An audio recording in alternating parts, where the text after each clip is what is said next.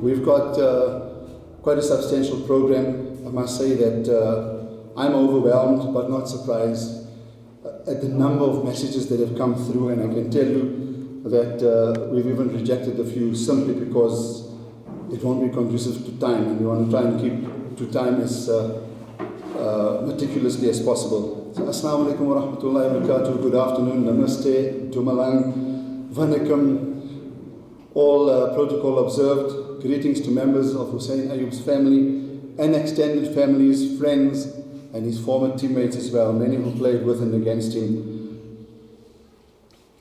Dearest friends, South Africans, lend us your ears today. We have already buried Hoosain, but we are gathered here to praise him, to celebrate him for a life well lived. For he was an honorable man. The good that this man did will certainly live after him. The good is interred with his bones. Hoosain was ambitious, and his ambition saw him scale great heights. Come, I speak in Hoosain's memorial. He was our friend, faithful and just to all. He was ambitious, and he was honorable, and we will miss him.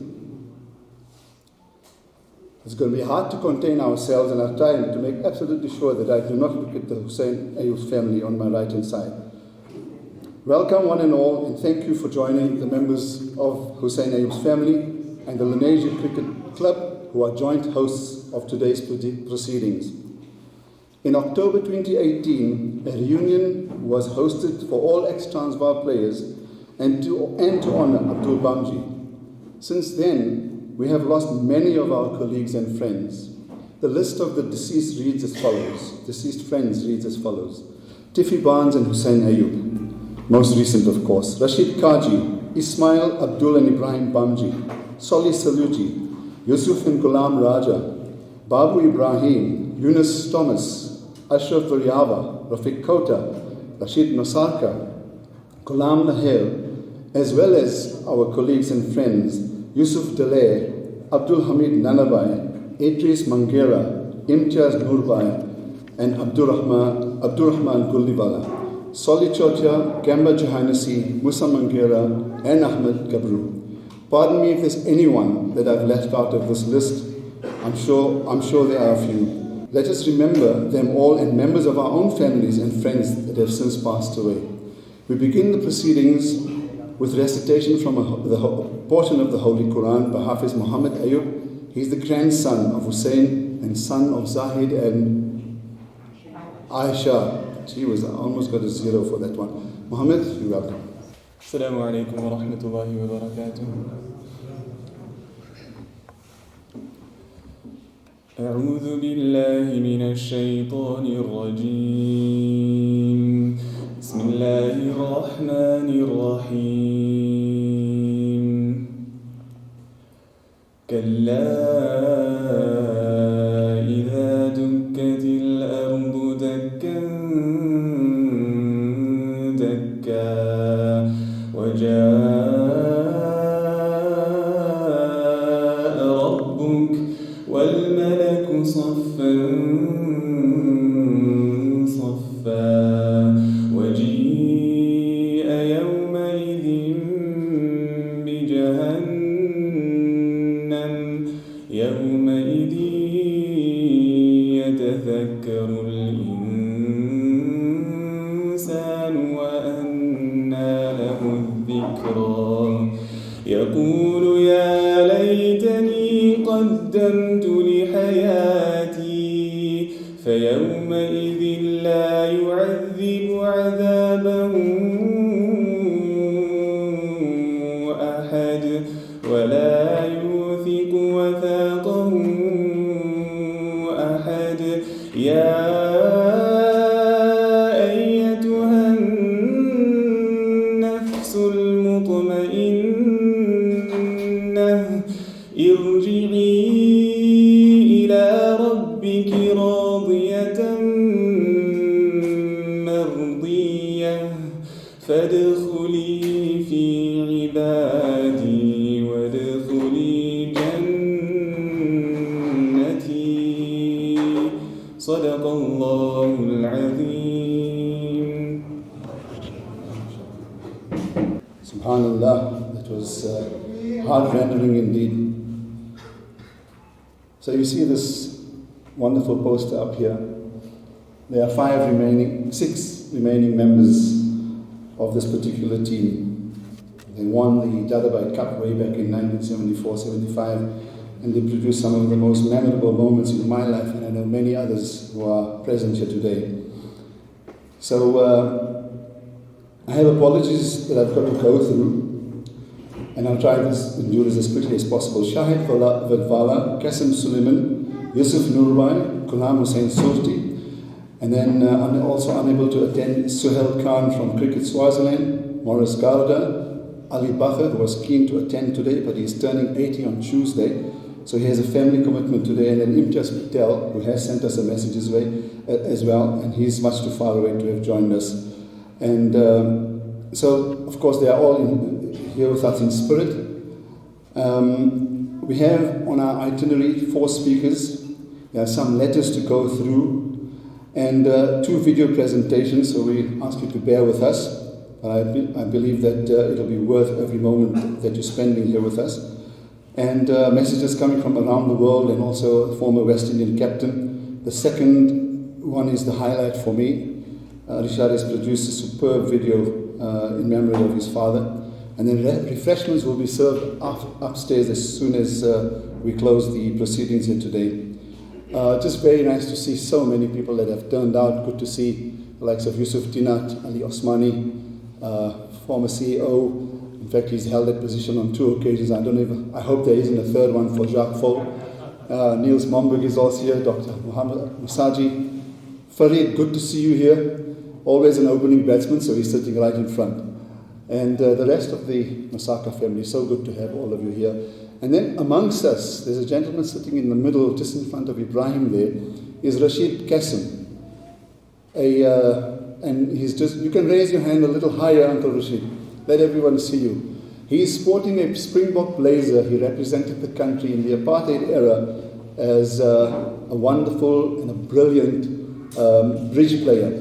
87 medals to go with, and almost unknown, not just in the wider community, but within our own community. So we have so many stories to tell. And what I'd like to just mention here is that he is a product of FITAS, and we are so proud of all of them.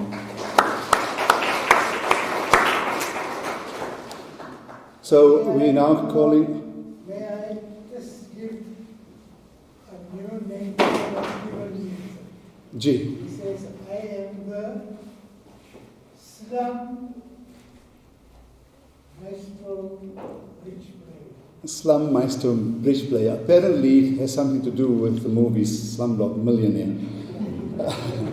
All right, so Ridwan Patel is our club secretary, and he will do the opening with the welcome on behalf of the club. This is a special tribute to Uncle Hoosain Ayob, the life and times of Uncle Hoosain we're celebrating today. Hoosain Ayob was a son of the Lenasia soil, and we are proud and privileged to have been associated with him. Assalamu alaikum, good day, good afternoon to all, one and all, especially the Ayob family, distinguished guests. It gives me great pleasure to address you on this momentous occasion. We're here to celebrate the life and times of the late Hoosain Ayob. On behalf of the chairman, Suran Suanan, and the big bomb, the Lenasia Cricket Executive, I have been tasked to welcome one and all to this all-important memorial to the son of our soil. We extend our heartfelt thanks to the Ayob family for sharing this man with the country, the continent, with us at the Lenasia Cricket and community at large. We all shared special, memorable times with a man affectionately addressed as Uncle Hoosain. Much of Hoosain's life will come into focus here today through our speakers and most interesting and brilliant video presentation that we will share with you today. My focus is on Hoosain's time with our club.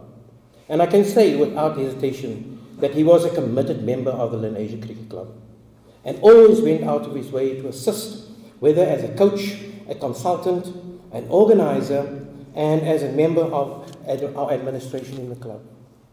His vast experience since the mini cricket development program days to coaching seniors and then planning and plotting coaching courses for every level of cricket in the country stood him in good stead. We were fortunate to enjoy his services and many innovations while he was with the club. Hoosain had a keen eye to spot talent and nurture players by creating opportunities to play abroad to hone their skills. Whilst working in Africa, he made a positive impact with our club. When he organized via the ICC 3 top players from Uganda to play in Lenasia, their exposure to turf wickets was essential. Kenneth Kayumka was one example, as one of the all-finest all-rounders to emerge from the development program in Africa. He bowled fast, for sure he did. He was a great fielder, and to this day holds the record and the fastest 100 in Africa division of the ICC. No mean feat for that young man. Our club and players benefited immensely from this arrangement that we had with Hoosain. Out of the huge number of successes in Africa, he was especially proud to have introduced the game to the people of the Maasai tribe in Kenya, and he spoke fondly of them always. With his wide range of contacts, he arranged our club's first senior tour to Malawi, and later he helped arrange and manage a team which was called the Lenasia Cavaliers, and a tour was undertaken to India. And we unearthed quite a few players during that tour who went on to play at greater heights here in Gauteng. And under 13th tour was undertaken to Botswana and Swaziland with Hoosain, where the club won all their matches against a team that was selected from in England out of 104 schools. And we gave them a walloping. Hoosain arranged classes for parents here in this very hall, where they attended the level 1 and score writing courses.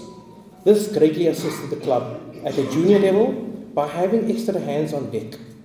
Hoosain's famous words were, which can be applied to everyday life. If you apply this and you understand it, and he just said, keep it simple. As a bowler, keep it simple. As a fielder, keep it simple. As a batsman, keep it simple. You can't go wrong.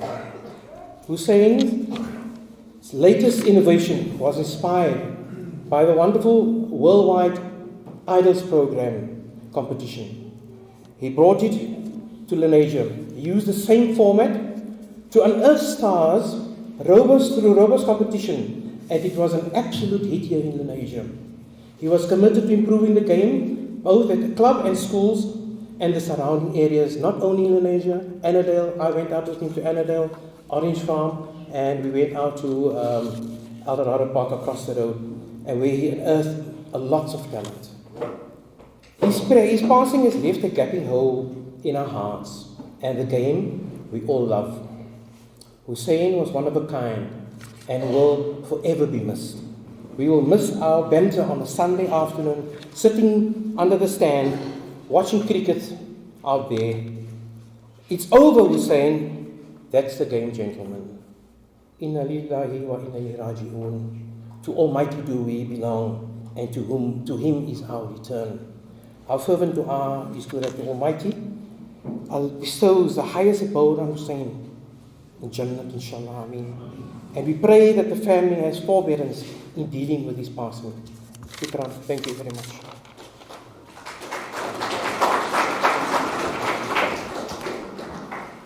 Thanks, Ridwan. And I think most of what he has said, I think between Ridwan and I we've covered. But I'm also quite certain that in the last 15 years, there are certain aspects of his contribution that we've probably missed. So he certainly has left a gaping hole in our cricket community here.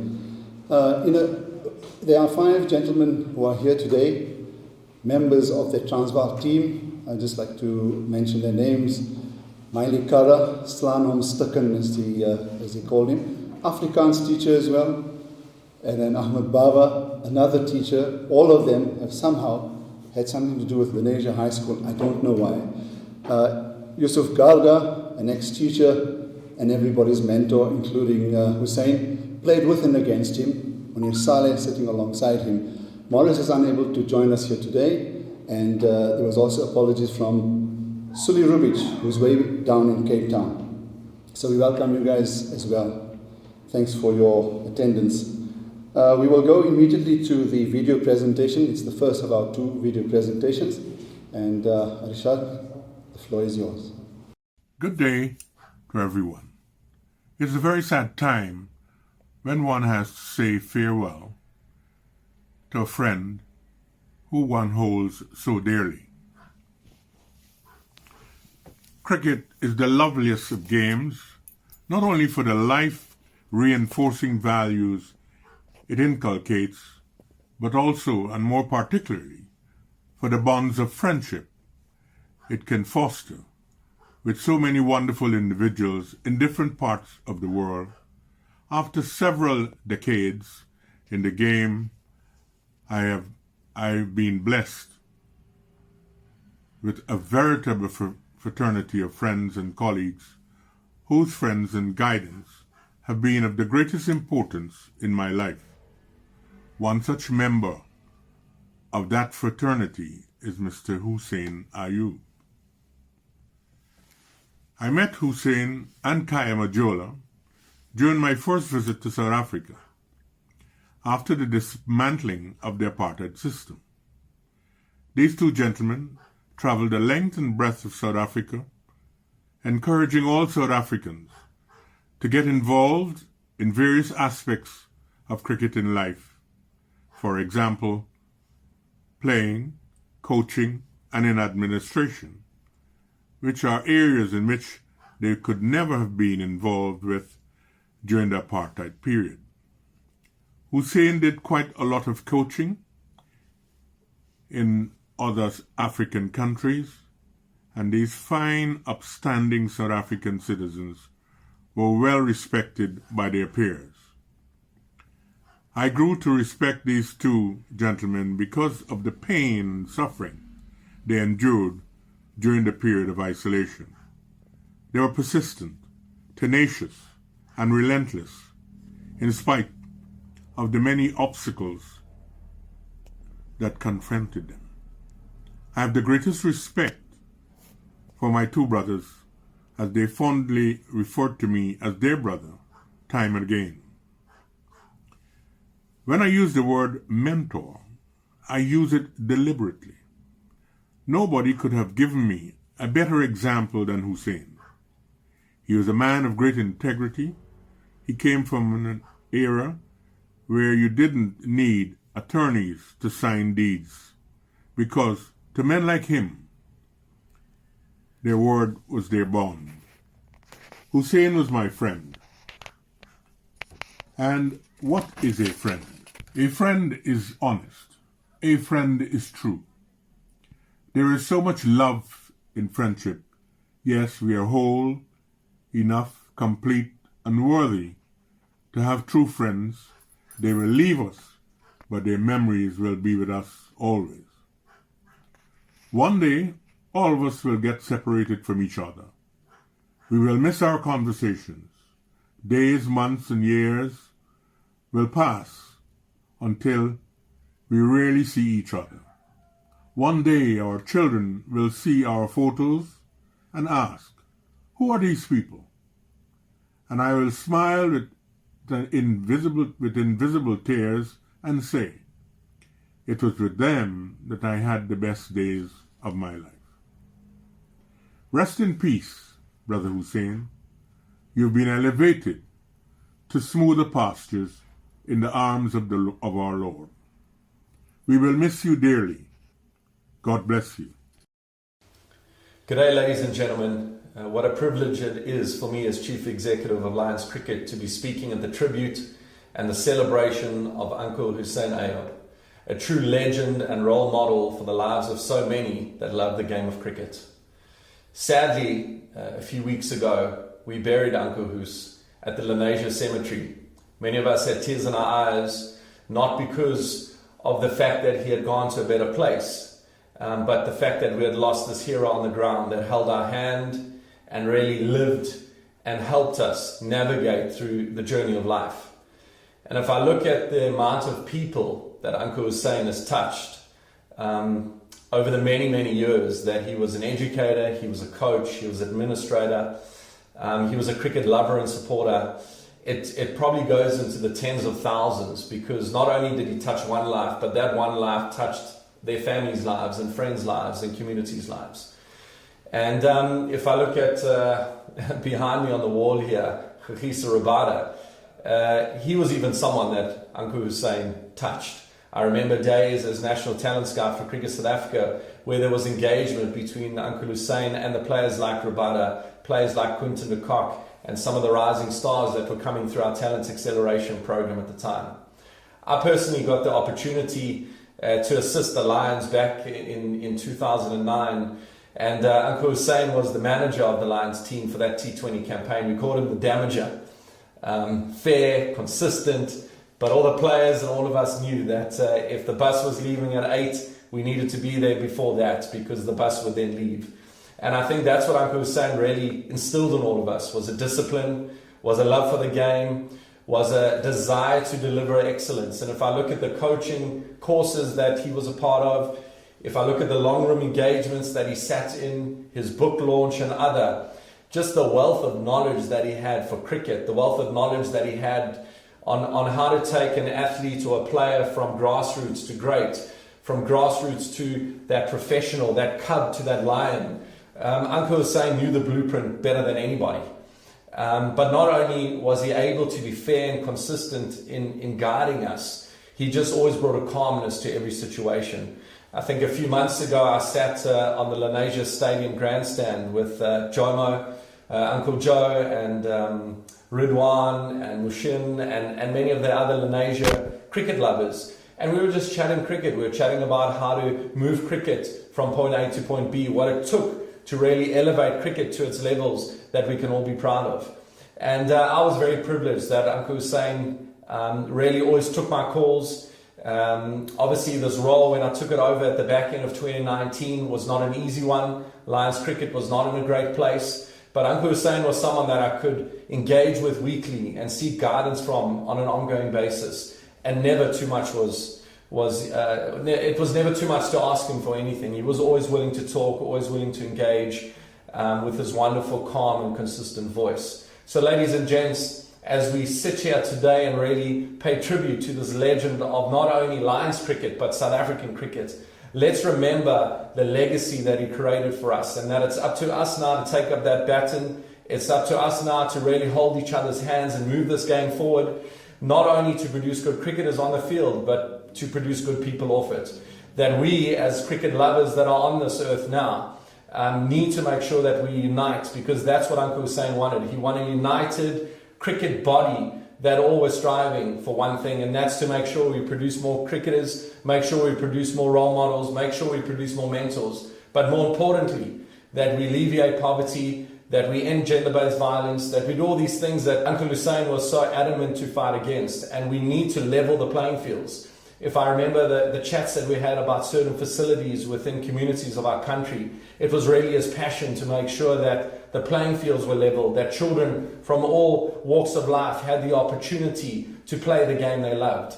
And that was one thing I committed to him, that we would keep as Lions Cricket striving for that. But it's not just up to Lions Cricket as an office, but it's up to Lions Cricket as a community to make sure that we leave a legacy behind when we gone one day that Uncle Hoosain now looking down on us all can be extremely proud of. And it's our job now to make sure that we keep walking in the footsteps that he created for us, in the pathway that he laid for us, because certainly he gave us the tools, he certainly gave us the knowledge, he gave us the expertise, and he gave us his life to make sure that we could put cricket in a better place tomorrow than it is today. So it certainly was an absolute privilege and honor for me to have walked a long journey with him, to have got guidance from him on a continuous basis. And my heart goes out to his children, to his wife, to the entire cricket-loving community that all loved Uncle Hoosain Ayob. May we all continue to dream big. May we all continue to be proud of what we do. And may we all continue to live the legacy that Uncle Hoosain Ayob gave us, because that is one that we can all one day look back on and be proud of, because he certainly laid the path for us all to excel. So thank you, Uncle Hoosain. Thank you for loving us. Thank you for giving us so much. And may you look down on us, and in everything we do, may we make you proud. Lots of love.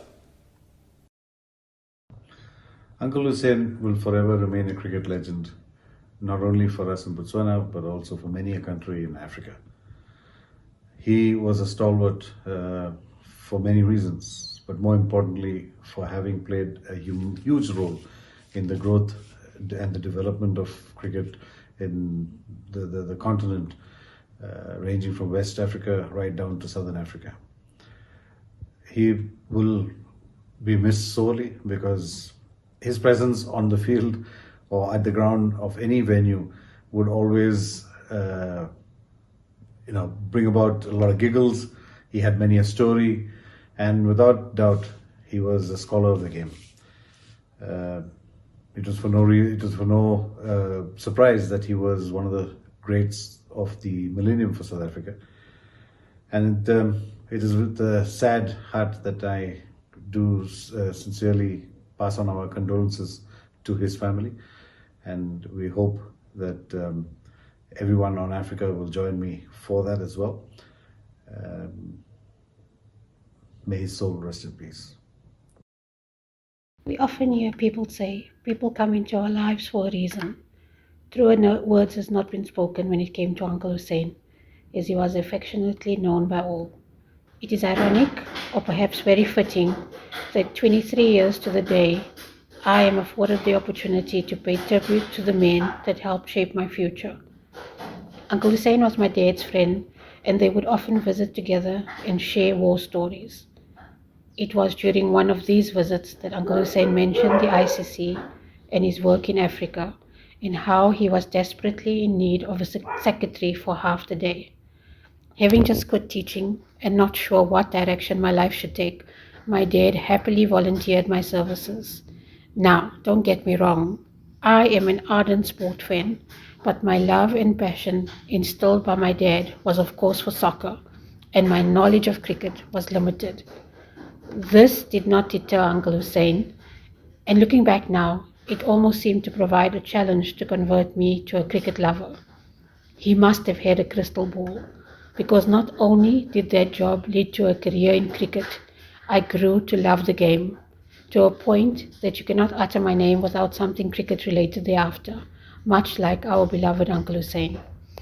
Uncle Hoosain and I would part in the work environment, and me, being a homebody, I wouldn't have the opportunity to run into him that much, but the conveyed salams and words often shared by the people we had in common somehow kept that closeness over the years.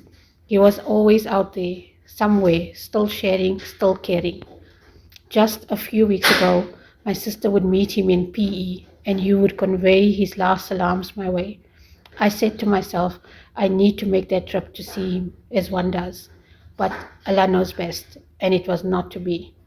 The only regret I have is that I never took the time to verbally thank him for the guidance, for believing in me when I did not believe in myself, and pushing me to grow. I will carry the most lasting lesson with me to pursue one's passion and to live a life that's full with every day that we are afforded. I would be amiss if I did not thank Uncle Hoosain's family for sharing him with us. Cricket is all the poorer for his passing. Uncle Hoosain, may Allah Ta'ala subhanahu wa ta'ala grant you the highest stages of Jannatul Firdaus, inshallah, Ameen. Hoosain Ayob was a man who had an unmatched passion for cricket. He gave his life to the game. He gave his life to the communities that he lived in. He gave his life to cricket across the globe. He coached thousands of teachers to become coaches. He coached thousands of kids. He sacrificed being vilified because he had a belief, and that belief was that cricket was an agent for change and for unifying people. I'm really proud and privileged that he enticed me into cricket in 1988 whilst I was teaching in Soweto In the mornings, I coached for Hoosain in the afternoons. We ended well. I'd like to think that through Supersport we made a contribution to his last few years in allowing him to coach in Lenasia. He's a man that we will all remember, we'll have a good laugh about. He had an amazing sense of humor, never took himself too seriously, and we have many lessons to learn from his life. May Allah grant him the highest abode. Assalamu alaikum. This was penned by me in 2016 when the Lenasia Cricket Coaches Forum paid a tribute to the late Hoosain Ayob. During his long career in the educational and sporting arena, he received numerous awards, tributes, presentations, accolades, and good wishes. He was a remarkable man with tons of experience and knowledge about the game he was passionate about. Mr. Ayob was a disciplinarian. Young cricketers and senior players learned very quickly about correct attire, good conduct, and punctuality. He was a great mentor and, needless to say, the toughest critic. His motto was tough mental preparation. He has emphasized no matter how good a batsman or bowler you are, if you are not mentally prepared, you are never going to succeed. The character and passion of the man from the playing days were carried into his administrative avenue while heading the ICC's mandate to grow the wonderful game on our beautiful continent, which he carried out diligently. Hoosain deserves to be honored as he was a giant in cricket. He was a modest, honest, and well-loved by all. It has been a great privilege and pleasure to work with him. Recently, at the Proteas ODI at the Wanderers, he received the great green blazer. What an honor! We salute you. May his soul rest in peace. Ya Allah Ta'ala grant you Jannatul Firdaus. Amen. Everybody, this is Tom Tikolo from Nairobi, Kenya. I thank God for having given me a chance to be able to get the strength to speak about somebody I came to know and came to love. Somebody who was like a friend, somebody who was like an uncle, and somebody who was a coach, and somebody who was a mentor to me in my cricketing career.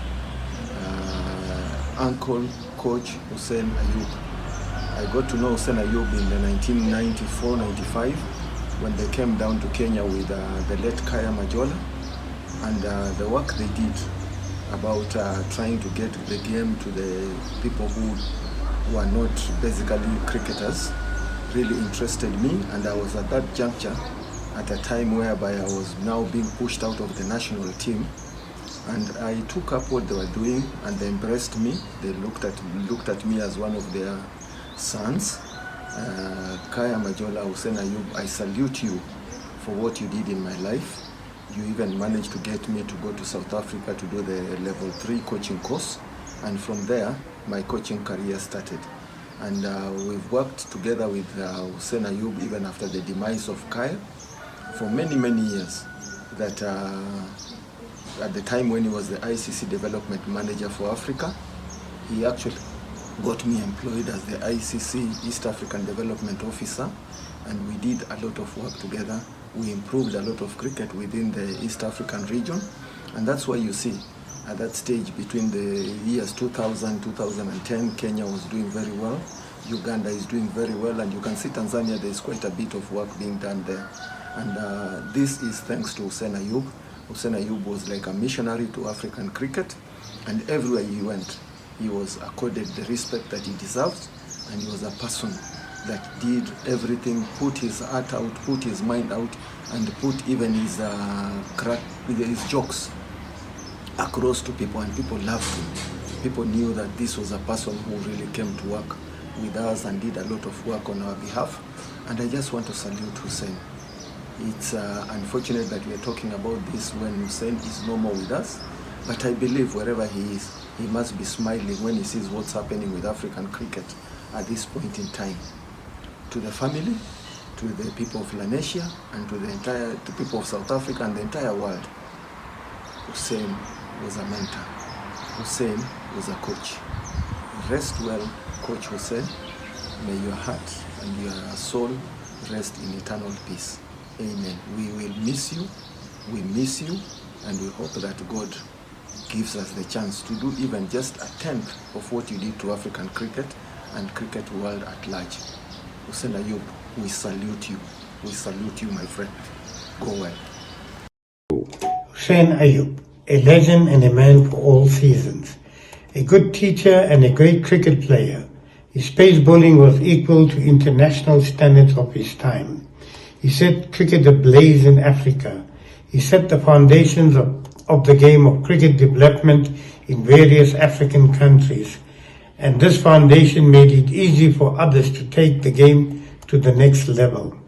As of today, there are more than 50% of the African countries that are playing the game of cricket in Africa. He has left a great legacy and has given hope for the youths in Africa. He rather have the children holding a bat in hand playing the sport than an AK-47 fighting wars. Today we're celebrating a life of a remarkable man, a life well lived. Hoosain Ayob, as I remember him, initially as a teacher in Lenasia, when he used to coach us during our primary and high school cricket days. He was a man with a mountain of knowledge. Thereafter, Hoosain Ayob was the man that was known as Mr. Cricket in Africa. Cricket South Africa has aptly rewarded him and recognized him in 3 different occasions. Firstly, he was awarded the Cricket South Africa's Heritage Blazer. He was also recognized as one of the 6 best fast bowlers of the 20th century. And finally, he received the Khaya Majola Lifetime Award. I'm not sure many in South African cricket can rightly say that they've been rewarded on 3 separate occasions by Cricket South Africa, and deservedly so. But more than that, Hoosain to me was somebody that was larger than life. I found him to be very humble, very humorous. He had a lovely sense of humor. And most of all, he could challenge me, and I could challenge him too. I often thought that he was politically naive, and we had some great discussions of what went down in the good old days. In the final years of his life, I had the privilege of being his doctor. And when he walked into the surgery or to the medical practice, as ill or as sick as he was, he always had something to remind me of what cricket has done to generations. The amount of work he's done to transform cricket in South Africa and to develop the game in Africa itself is just remarkable. I can remember when I was the manager of the South African cricket team, he would call me up every now and then and offer me some pearls of wisdom or words of advice that definitely allowed me to do my job slightly better. Mr. Hoosain Ayob, I'd like to say that you've lived a life well worth living, and to that we salute you.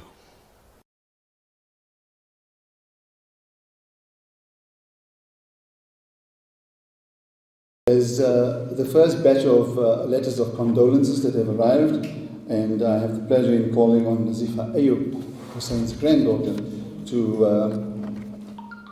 to read out most of them. And the reason I've given her this batch is because they're all from female. Assalamu alaikum wa rahmatullahi wa barakatuh. I am Hoosain Ayob's granddaughter, and I will be reading out his condolence letters. The first one is from Fatima Abed from Golden Eagles. I am a member of the Golden Eagles community organization for several years, doing welfare work, mainly for school children. Hoosain joined the retired teachers group and served as an executive member. He was a man of integrity and was very proactive. He gave the extra mile in all his endeavors. Despite his phenomenal achievement as a cricket legend, he was never boastful or arrogant. He treated everyone with dignity and respect. Before going to PE, he gifted 4 of us with a copy of his book. I was very humbled to receive one. If you want to know the man, I strongly recommend that you read his book. The family has some copies available later. There is a thread of sincerity, honesty, and love permeating through the chapters. Hoosain's pinnacle of success was his humility. This admirable quality of his touched the hearts of all whom he met. Golden Eagles will sorely miss Hoosain's presence at our meetings. GECO bids farewell to a legend of our time. I greet you all in peace and pray that the Almighty grants the family's strength to bear this intense loss. Thank you, Golden Eagles Community Organization. The next letter is from Patricia Lewis. She was the PA to UCB and collective of Hoosain Ayob. The passing of Hoosain was a desperately sad day for so many who knew and loved him together with his family. A great loss to the cricket world of South Africa and internationally. Hoosain's love and passion for the game went beyond all boundaries. His commitment to training coaches and developing young children to learn and love the game throughout Africa will never be forgotten. Hoosain was a perfect gentleman with an unbelievable kind heart, a loving father and a true friend, a great fast bowler, sadly denied the opportunity to represent South Africa. Hoosain, you will never be forgotten by the Lewis girls. You were family to us. Rest in peace, great man. Trish, Judith, and Frame. This is a tribute from Libra Primary School. Nostalgic are our memories of a gentleman of wisdom, compassion, empathy, dedication, humility, sincerity, selflessness, and humor. As the principal of Libra Primary School, Mr. Ayob served the education field with a determination of great leadership, giving his all to the community he served. He treated his colleagues, the non-teaching staff, learners, parents, and other stakeholders with the utmost dignity, respect, and integrity. He took great pride in school. In both academics and sport, he encouraged all individuals to develop confidence and achieve great heights through honesty, discipline, and faith in themselves, backing them up with his inspiration and motivation to excel and never give up. In his teaching profession, he sowed the seeds of knowledge in the minds of children to become the foundation of a nation, to be beacons of light in their journey of life. A healthy mind is a healthy body is a famous saying which preceded all meetings or discussions. He had a wonderful sense of humor, and when you were in his presence, it was never a dull moment. Libra School was a place we all called home, as we shared a relationship of that of a family, working together with a common purpose of developing young minds to progress in life holistically, to achieve a character of dignity and values.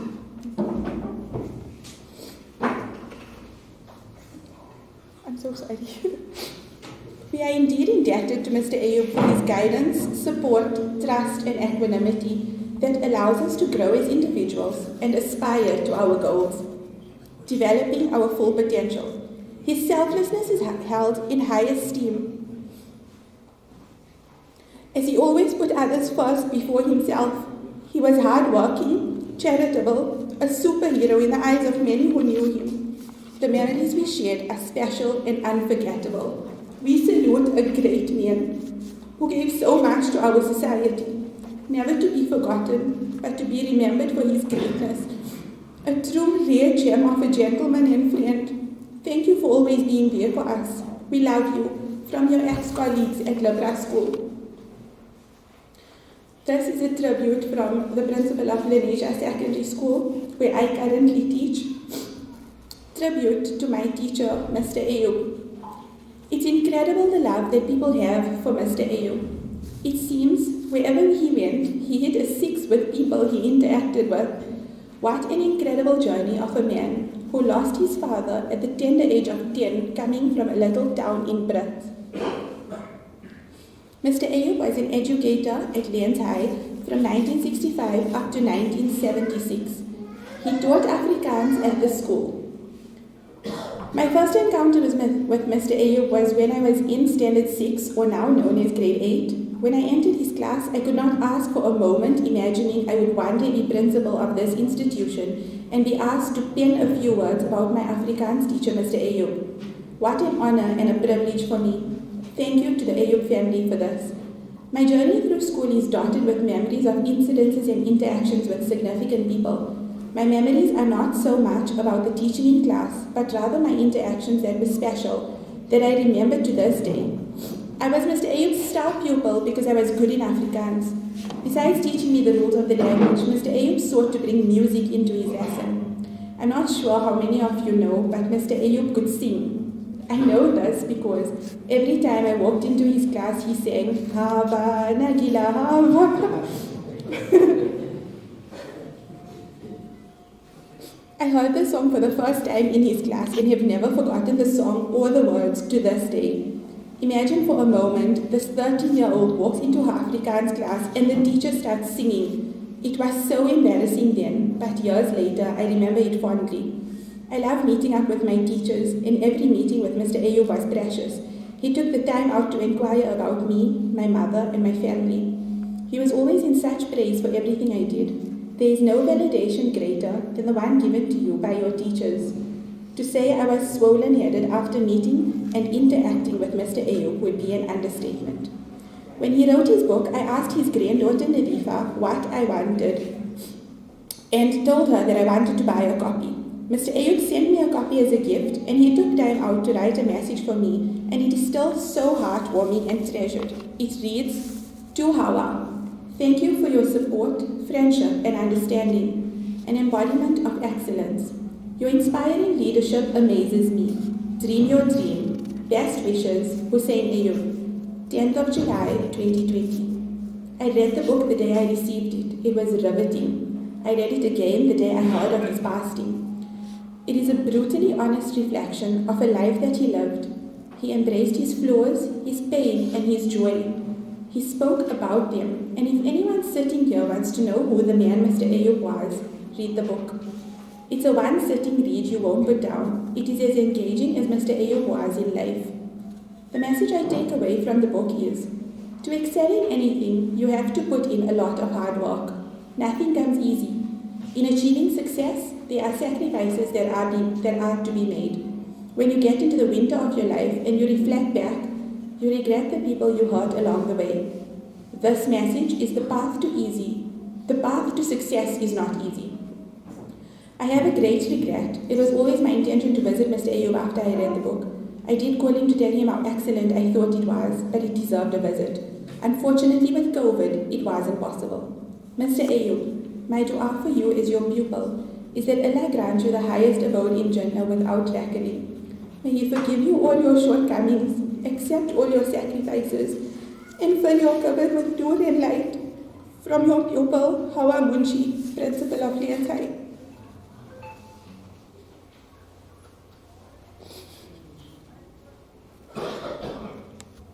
The final tribute I have is from my grandmother, Hoosain Ayob.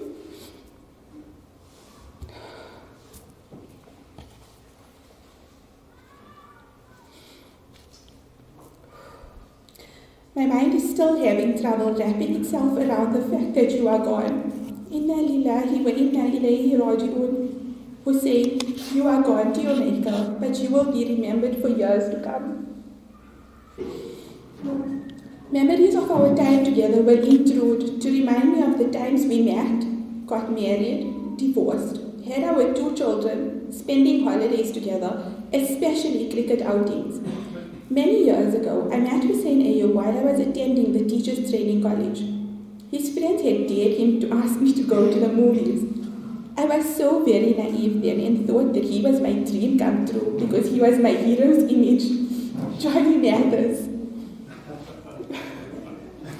Then we heard the Cliff Richard song, The Young Ones, and it became our very own special tune. 20 years later, I returned to the same teacher training college to upgrade my qualifications, and the young students then adopted The Young Ones as their theme song after I told a young classmate about my favorite song. Hoosain traveled by train from Lenasia to Bank, my home, to come and visit me before we married. We spent many happy hours speaking on the telephone. Those years, it was normal as a landlines. There were no cell phones. We moved to Lenasia and I was transferred from the bank school to a primary school in Lenasia. While Hoosain was in Lenasia High School, both Hoosain and I taught in Brit's school, taking our 2 sons with us. After 2 years, we returned to Lenasia to settle down. We traveled a lot during the holidays with our 2 sons, Farhad and Zahid, and I saw many interesting places in South Africa and Swaziland. I met many people because of Hoosain's cricket playing days. She's about to drop lots of names. Comes to mind are Abdul and Hamida Bamji, Chicken Bamji, Tiffy and Tima Barnes. Once, we were going to Swaziland and Tima Barnes and her 4 toddlers joined us on this holiday. Imagine 6 kids and 3 adults in a folksy Beetle going on holiday. Hoosain was always so happy to have people around him. Then there was always times when we went to watch cricket games at various stadiums around the country, and I was introduced to the greats such as Rohan Ganai, Conrad Hunt, Steve Buckner, Ravi Shastri, Sunil Gavaskar, Gulam Raja, Sachin Tendulkar, Jagpal Srinath, Chami Cook, John T. Rhodes. Wow! Don't forget our local heroes, Ashraf Kolia, Boyki Desai, Tiffy Barnes, Soli Chotya, Abdullah Chicken Bamji, Iqbal Khan, Imtiaz Patel, Aslam Kota, Harish Solanki, and Mistu Khan. My sons, Farhad, Zahid and I are forever grateful to Hoosain to have these memories to hang on to. All said and done, my heart bleeds for my family. Farhad, Adila, Sirfaraz, Nadifa, Yasin, Zakir, Zainab, Zahid, Aisha, Ahmed, Amara, Muhammad and Zakia. They have lost a beloved family member, but we will all remember Hoosain Ayob with love for a long, long time.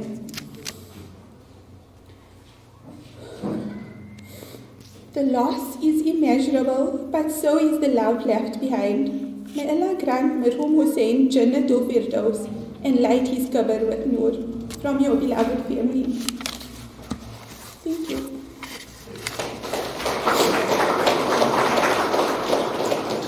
It wasn't only Hoosain who had a fantastic sense of humor. I'm glad that Wasila is still with us.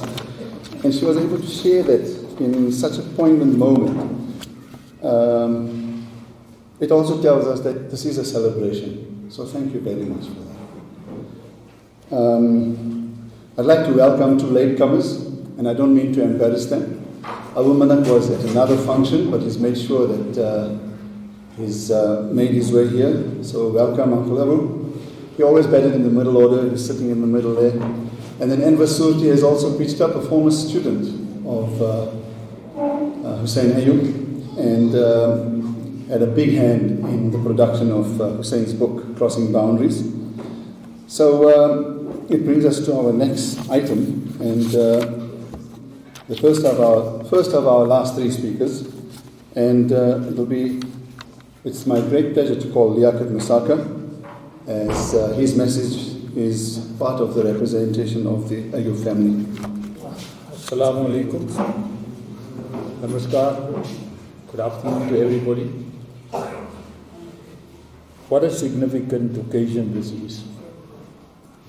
A tribute to Hoosain, and also, if I can add, a tribute to Tiffy Barnes, who was a very close friend of Hoosain and played many great games with him. I would like to thank the Lenasia Cricket Club for arranging this tribute to Hoosain and to Tiffy, if I can add that, and to Aslam and Jomo. They've been instrumental in arranging this function, which is so well attended. I'd like to thank everybody that's here. It shows that Hoosain was well liked by a lot of people and well appreciated. So on behalf of Farhad, Said, Romana, his ex-wife, my cousin Wasila, all his children, grandchildren, and great-grandchildren, I'd like to say thank you very much to all of you for being here today. Everybody that's here today to be present at this tribute that we're paying for Hoosain. When I think back to when I met Hoosain, I was thinking about this, and I spoke to Vasila on Saturday. I met Hoosain in 1963. He was a soccer player as well. He was playing for Motherwell's at the Fitas soccer grounds. And he was just going out with my cousin at that time. So he gave me his overcoat to keep. It was a very bitterly cold day. And he said to me, "Can you keep this overcoat for me?" And I've been friends with Hoosain ever since. Little did I realize that when he graduated as a teacher, that he would be my teacher in standard 7 at Lens High School. So he was my Afrikaans teacher from 7 to matric. Now, Hoosain was part of a triumvirate in many ways. When he graduated as a teacher, he graduated with Ronnie Morgan and Mr. Munshi, Imran Munshi's father. And arguably, they were probably the 3 best Afrikaans teachers produced at the college at that time. They were superb teachers, all 3 of them. Hoosain went on and did his BA, and he became a principal at Libra Primary School. So he gave a lot back to education. He was a wonderful teacher, and he just knew how to get to people. So I've been friends with him, and his family knows that. I used to speak to him once a week. And just before he went to Port Elizabeth, I called him and asked him, and he said, "I'm going to Port Elizabeth, I'm going to see my daughter." And I said to him, "Why are you going? You're not too well." He says, "No, I feel like going." So I told him, "Are you still betting?" So he says, "Yeah, I'm not higher up the order, but lower down the order." So he was betting lower down the order, so he felt he could go. So that was Hoosain. But, you know, he had an incredible knowledge of cricket. And if I can say it today, he was a humble man, never spoke about his achievements. But if you look at Hoosain in the period that he was playing cricket, or when he started playing cricket, he played in the era when Proctor and Peter Pollock and Pat Trimborn were playing for South Africa. And I want to say it here today, that he was good enough to be in that side that played for South Africa. In fact, he could have been better than all of them. I was speaking to Chubb earlier on, and he said to me the only fault he had was that he never bowled a loose ball. He always was on the point. And if you look at his Facebook comments on the T20 cricket, he always used to say, look at the bowlers bowling there and say, they just don't know how to bowl a Yorker. So he was, you know, he had that in his mind, and he knew exactly what, he loved the game so much that he used to see all the games, T20s and 100, 50 over game, test matches, and he was there always, and he was a cricket man through and through. Now, I just want to quickly pass along 2 condolences that I received from 2 of his friends. One was from David van der Knaap, and the other one was from Harry Shapiro, who sent their condolences to Hoosain. They were very good friends of Hoosain. But also today I want to mention our ex-Deputy Minister of Education, Andrew Surti, and Quresh Patel, who were instrumental in helping Hoosain complete his book, his second wife. That book was his second wife. So Enver, I see you here. You told me you will come. Thank you very much for assisting Hoosain in completing that book. And also I want to mention Zainul Kaji from Okaf. They were responsible for getting the book published. So all 3 of them, Enver, Quresh, and Zainul Kaji, were his ex-students. So he was very well liked by his old students, as you can all see. But today also, I'd like to just say that, you know, it's sad, but he lost 2 or 3 of his very good friends, the Bamji brothers, Abdul and Ismail and Chicken, and now Hoosain. It was basically virtually that college team got decimated, and now we can say they were really a top class team, the college team, when they played with Abdul Bamji. And at the function that we had in 2018, remembering all our old cricketers, Hoosain was responsible for a lot of what we did that day. He assisted me enormously with Ghulam Raja and Munir, and we managed to get, like today, we're so happy to see all the old guys here again, that we probably saw last in 2018. And Hoosain has got a tremendous, his cricket history that he has at his house, it needs to be seen to be believed. He was a man that kept all of that, and it's something that maybe we should look at to put up at one of our cricket grounds for posterity, for people to see, because he kept everything. I never knew that Hoosain was, you know, the first time I saw it was, he had an article about Usilaka scoring 300 runs in a day. And that was one of the articles that we displayed at that function. So he was an incredible person in many ways, very humble, very kind. And the Nusaka family, we're going to miss him. His 2 brother-in-laws, Ibu and Alibai, were very close to him. And up to now, any function in our family, Hoosain would have been there. He was at our family functions, and he was well respected by all in our family, although he separated from Vasila, but he was still very well respected. And that to me shows the personality and the person that he was. So, ladies and gentlemen, I thank you very much on behalf of the family for all of you being here. And like everybody else,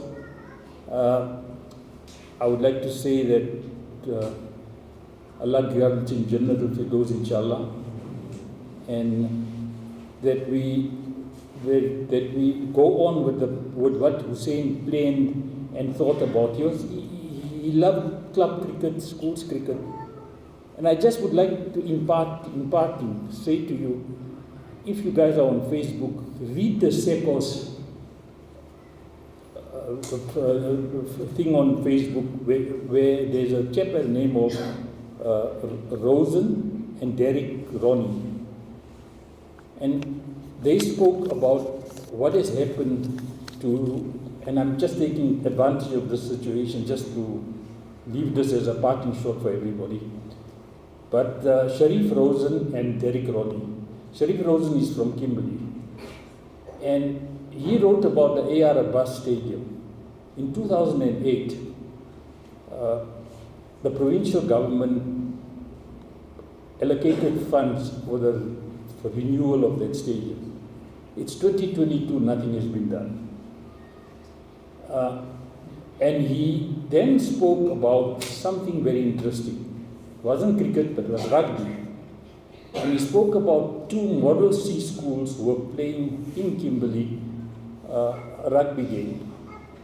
And at this rugby game, he says the surprising thing was that the previously white school, the majority of the players were colored and black. And he asked a very pertinent question. What has happened to the school sports in the previously black-colored Indian areas? And subsequently, this other gentleman that I read about, his name is Derek Ronnie, he wrote about Cape Town. And those who know Cape Town know that Primrose was one of their top sides in cricket. And the disappointing thing to him was that after the advent of SECOS being out and the NSC coming in, the focus seems to have been on international cricket. What had happened was that sports in our schools and in our clubs were basically sidelined. It's a very sad situation that has happened. So I'd like to think that the Lenasia Cricket Club and the new generation of administrators that are now there start small, organize one cricket team from Lens to play cricket, even if it means they've got to go out to Johannesburg, and I'm sure we can arrange something for them. Or go back to the time when we had Western Districts cricket playing here, and Western Districts had about 20 cricket sides in this Lenasia area, and today we don't have that. I'd like you to think about that, ponder about it, because that is one of the things that Hoosain always discussed with me, was that he's felt that we had lost it with our school sports and with our club sports. So in conclusion, thank you very much, and I see Ahmed Baba is here, and Mailikara, they were teaching at the time that I was still schooling. And I'd also just like to mention one other name that Aslam you may have forgotten, or probably it's a very long time ago, but he also taught with a gentleman by the name of Amrit Bowen. And Amrit Bowen was also my teacher. He was my maths teacher in Standard 7, and he left, he became a lawyer. And I think it was in 1967 or 68, he unfortunately passed away. But he was a great sportsman, good footballer, very good cricketer as well. And I think Munir tells me that he captained the Wits cricket side at one stage. So Hoosain was part of a lot of teachers who played with him and against him. So thank you very much, Maili, Ahmed Baba, Abu, all of you guys, you're all teammate. He's no longer with us, but I'm sure he'll stay in our hearts for a long time. So thanks very much, ladies and gentlemen. Thank you. Thanks, Liaquat. Amrit Bowen had a tournament named in his honor. Perhaps we should think about a tournament in Hoosain Ayoub's memory as well. Lots of messages to go through, and I'm going to try and keep it as short as possible. There is one from OCAF, South Africa, and also as part of their Leaders and Legacies projects, Crossing Boundaries, the book on Hoosain Ayoub, was championed by them. And I'm happy to say that Anwar Soti, who is the former Deputy Minister of Basic Education, who is here, along with his partner in crime, Qureshi Patel, had a big hand in producing that book, Zainul Kaji, Harun Kala, and then of course the gentleman who drew the front and back cover to the book, Dr. John Ostrowick, Priya Anoop, Abu Mangera, Anita Suhan, and Alia Bauer are mentioned by Hoosain himself in his thanks. Libra Primary School have also sent a message. T.T. Singaram has just said, the principal and staff, school governing body and learners convey our heartfelt condolences to the Ayoub family on the passing of Mr. Hoosain Ayoub, the first principal of Libra Primary School. Please know you are in our thoughts and prayers and that we share in your sorrow. Mr. Ayoub opened the Libra Primary School on the 11th of May 1981. During his tenure and under his inspiring leadership, Libra Primary School excelled in various fields, notably speech contests, cricket, soccer and athletics. On January 31, 1989, Mr. Ayoub resigned as principal to take up a much-deserved and hardened position at Cricket South Africa. Ayoub took a keen interest in developing Libra Primary School grounds and gardens. His efforts are still evident today.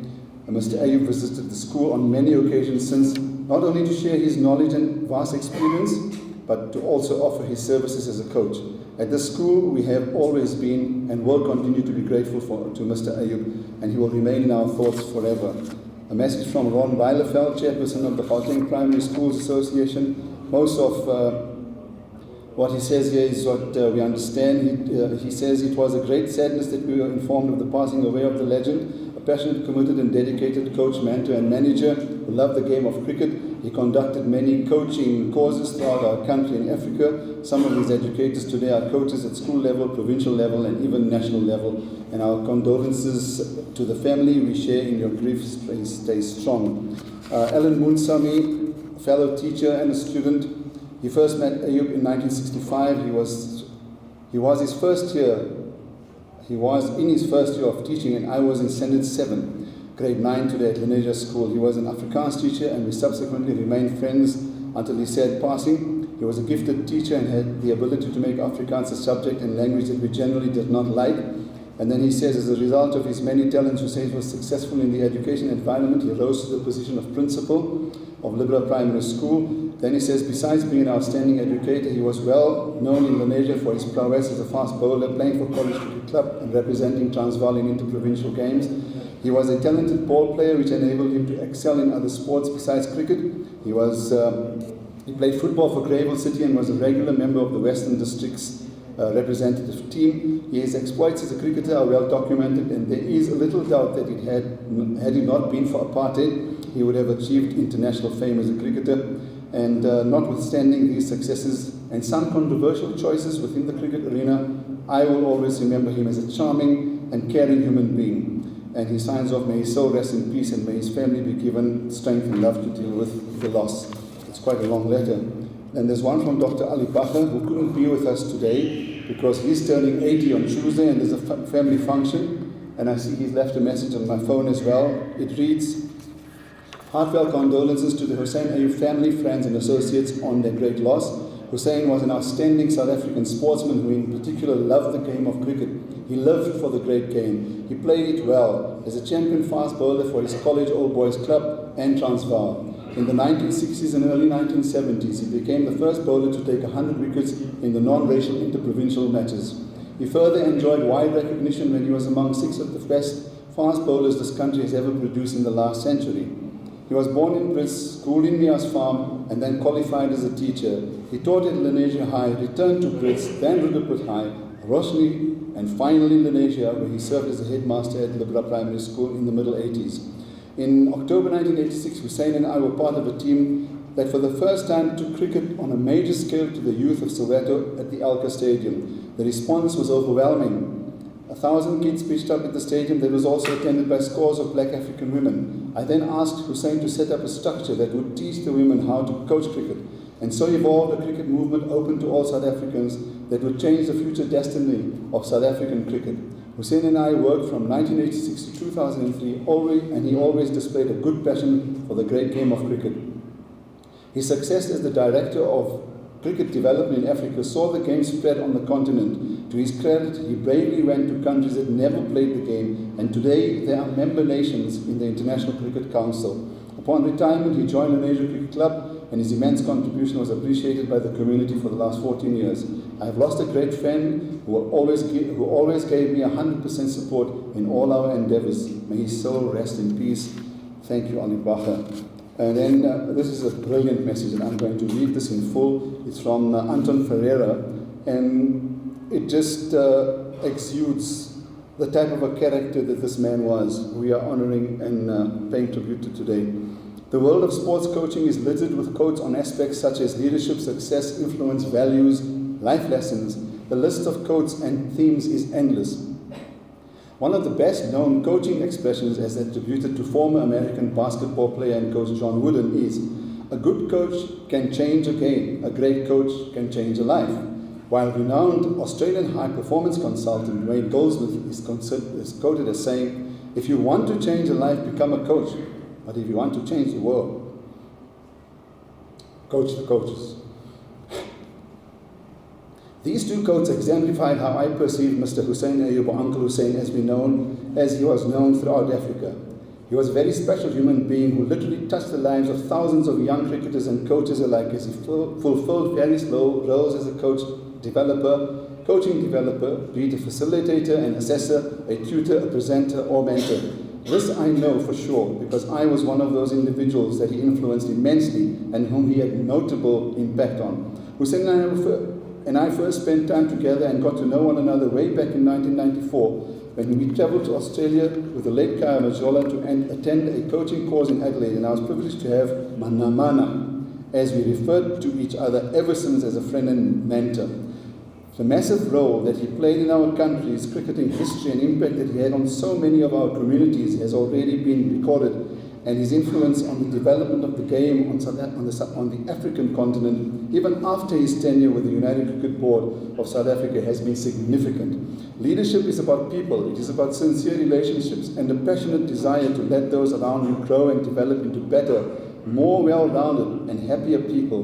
Leadership is not defined by an order of rank, hierarchy, or the number of people behind or under you, but the ability to enable other people to come into their own. Creating learning environments and building relationships came naturally to Mana Mana. Forever the prankster, Hoosain had a mischievous, playful sense of humour, an infectious smile that endeared him to all who came into contact with.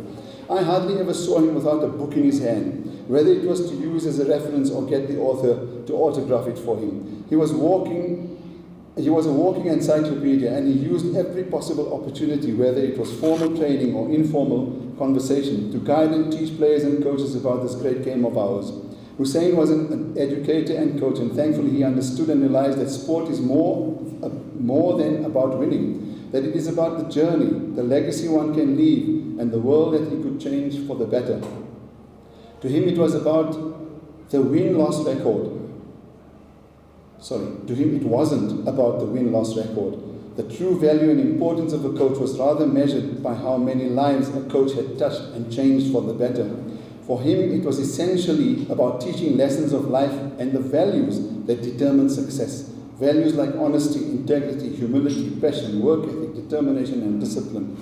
Hoosain was a true champion of the game and a master of facilitation. His legacy is enshrined in every structure he helped develop and establish, and which empower the new generation of cricket coaches in our country. To this day, young aspiring coaches are encouraged to CASE, as much information as possible. CASE means copy and steal everything, as is written here, CASE.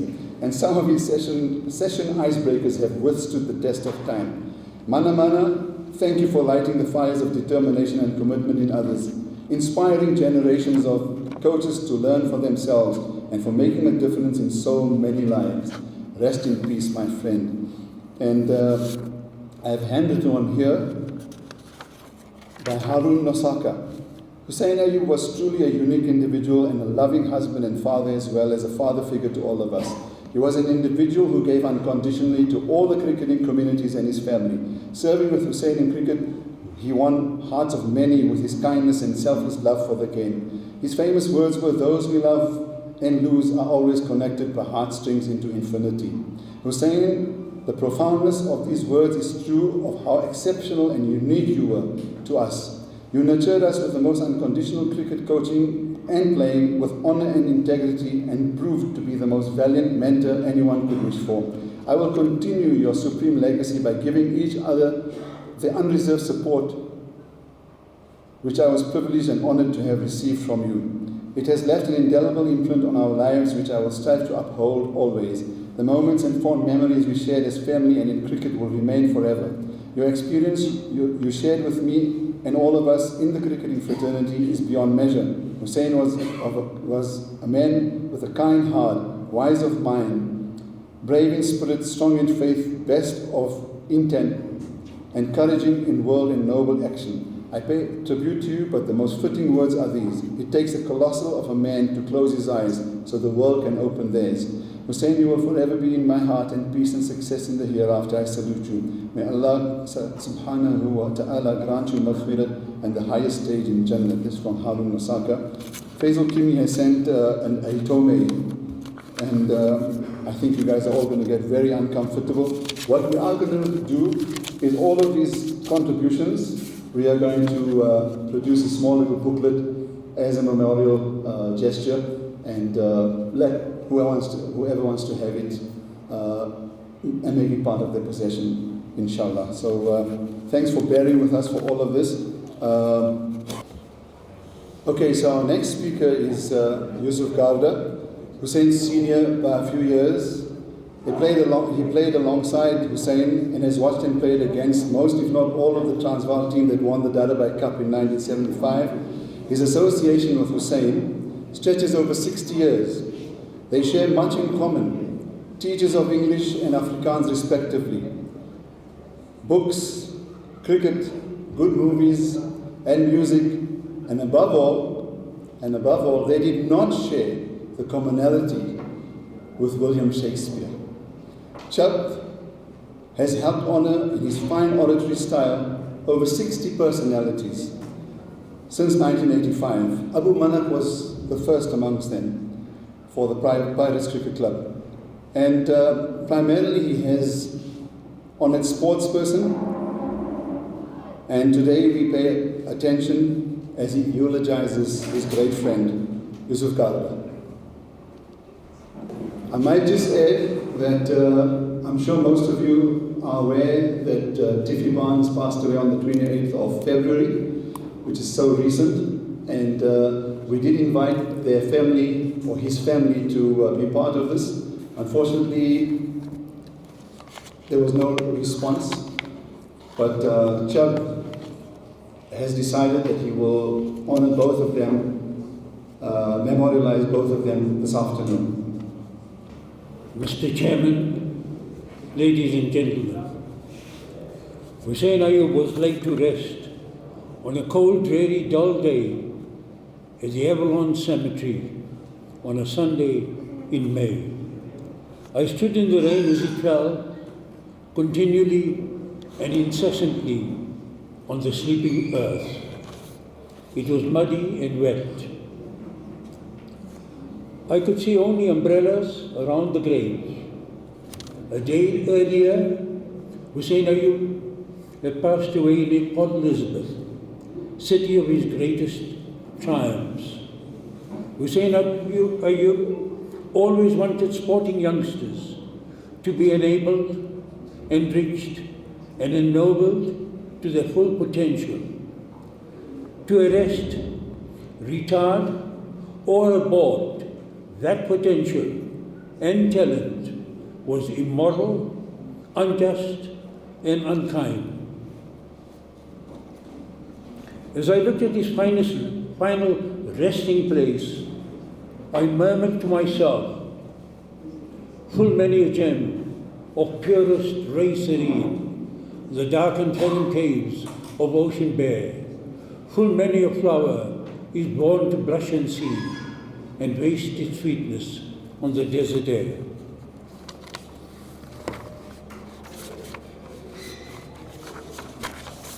"18 years ago, Hoosain Ayob phoned me, and he said that he wanted a favor done. He asked me if I could give a speech as a Wanderers during a tribute evening to himself. I agreed. But then he asked me if the tribute could also be an obituary. I told him that that was highly incongruous, for obituaries are written after death only, and not while a person is living. But Hoosain was insistent, and he said that he was keen to read his own obituary because it would then give him some idea how posterity would view him. I agreed, but I told him that I may have to tell the truth, and truth is a bitter pill. In which case he said, rather write something in praise of me. Then I said, perhaps I will write both tribute and obituary.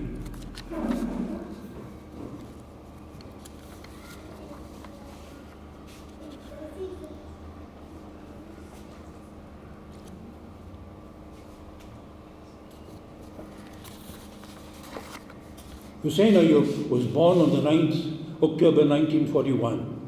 He is the son of Mr. Ismail Ayob and Hester Olivier. His grandparents were Jan Olivier and Maria Olivier. He was born in the town of Brits. His father had 4 daughters from his first wife and 6 sons from his second wife. With an Indian father and a colored mother, an Afrikaner grandfather and an African grandmother, Hoosain's family colorfully and prophetically represented the Rainbow Nation. Hoosain has been called Panga and Shark, ironically extremely vicious and ferocious names for one who has been a gentle giant.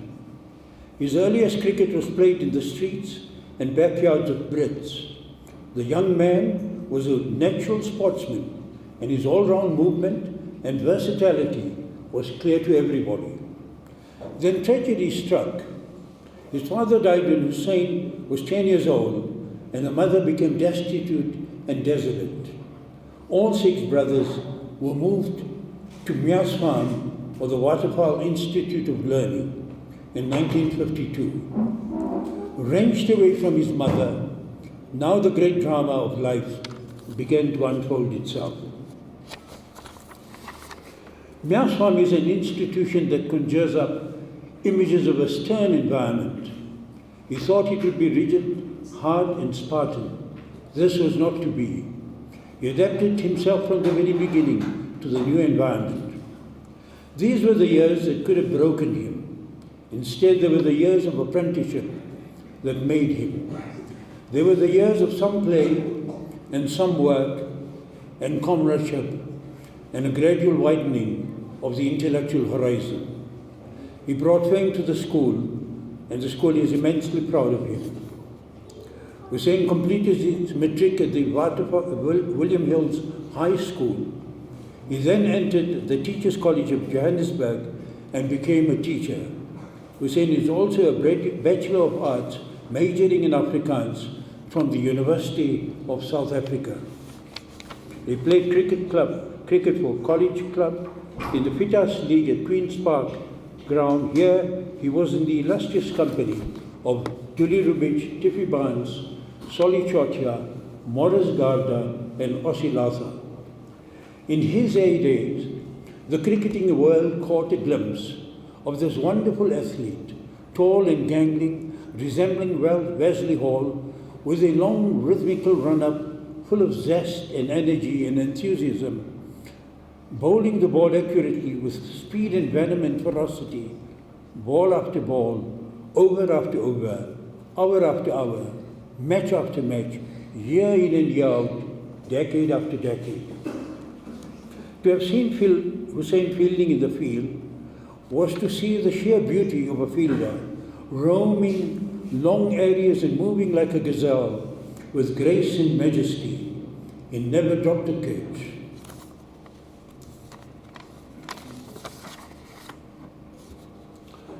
Hoosain Ayob is part of the tradition of black fast bowlers who could not play for their country. In this list I include Eric Peterson, Crom Hendricks, Sam Antikisia, Cyril Abrams, Dick Abed, Dooley Rubich, George Landa, Solly Chotia, Abu Manak, Mac Anthony, Ben Malamba, and Tiny Abed. It was my good fortune to have seen all of them play. They could not even dream of playing Test cricket. So that in a sense, in honouring Hoosain today, we are also honouring those forgotten men of cricket. And often I recite then the famous lines of Gray's elegy, full many a gem of purest ray serene, the dark and pheasant caves of ocean bare, full many a flower is born to blush and see.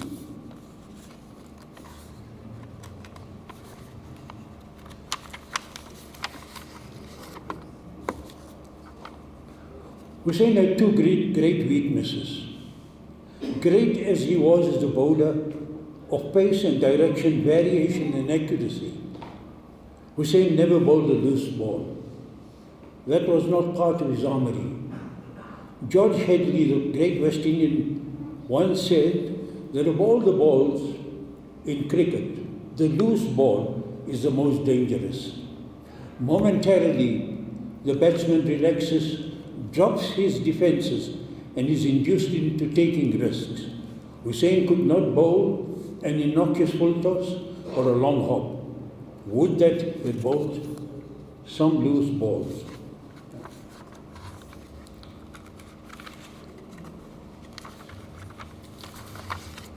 And what of his next weakness? He was, as I understood, a much married man, but he had a mistress. It was no secret. He first met this mistress as the very peep of dawn. He followed her through his youth and the springtime of his life. His summers were all devoted to this mistress. He followed her wherever she led him. That mistress was his obsession and infatuation. The best years of his life had been spent with this lady who was a jealous mistress. You may try to tame a mistress and attempt to regulate her, but then she would be a mistress no more. Hoosain followed her unconditionally. He followed her into the townships of Johannesburg and Durban and Cape Town. He followed her to Melbourne and Lords, Eden Park, Calcutta, and Kingston, Jamaica. He tried to bring sanity to his life, but he could never extricate himself from the embraces of this mistress. She was a lady without mercy. This mistress was his lifelong passion. The lady was called cricket.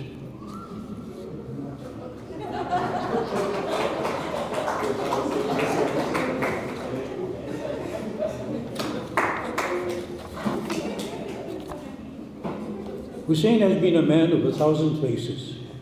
He bears a remarkable resemblance to other great people.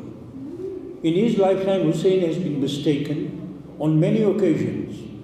Some have approached him thinking he was Mr. Andrew Young, the USA ambassador. Some have mistaken him for Pele, the soccer player.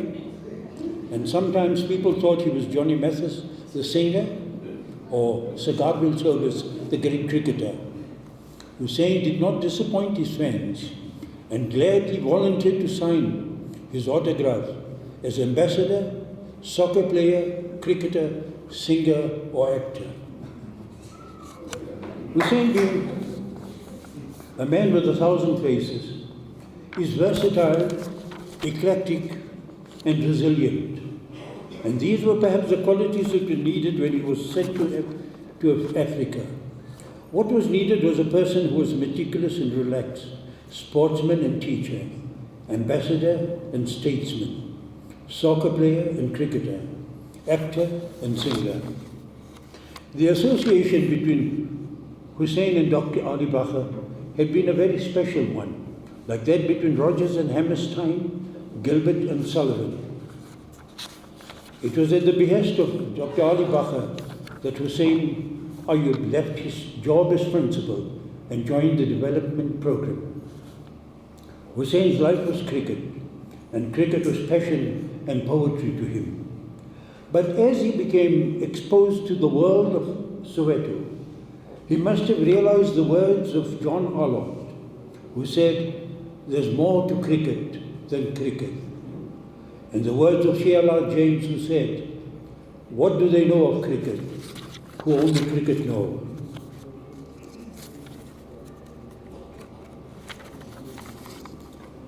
Cricket could not be played in isolation.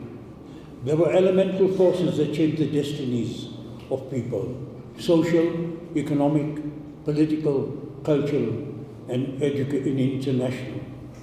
He was fast being alienated from his own community, and he must have indulged in some introspection.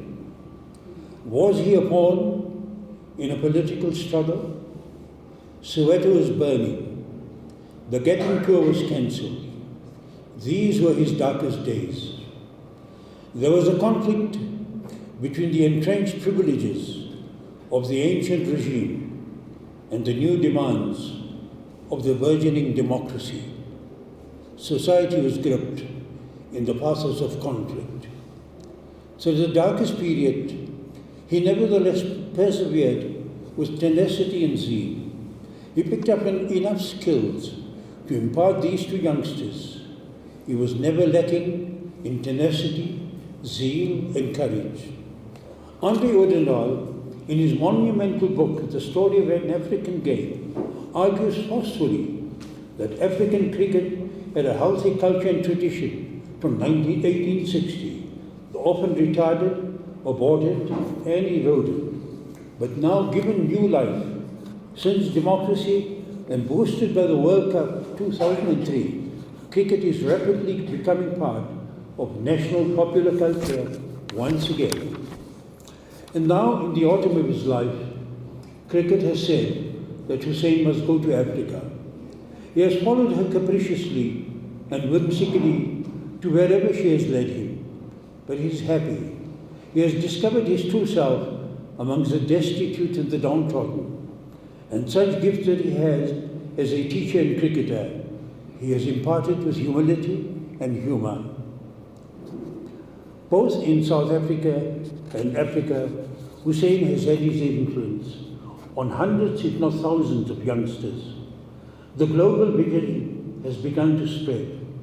May the music of cricket resound and reverberate long in our hearts and in the hearts of the peoples of Africa, and may she become a formidable force in cricket in the decades to come.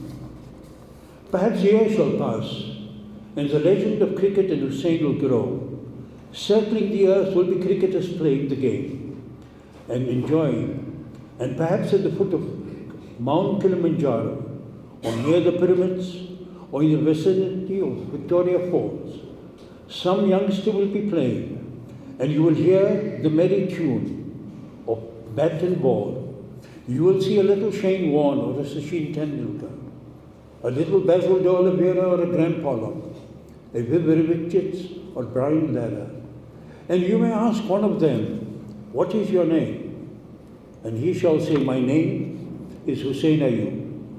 Then you shall realize that once we had in our midst a very remarkable man, and his influence had spread beyond the boundary, far and wide, for generations to come. Cricketer, coach, teacher, and clown, charismatic, inspiring, gentle, and irrepressible. Hoosain Ayob earns the plaudits and hand clappings of a generation that honors him as another link in the humanity of sportsmen and as one of the outstanding sons of Africa.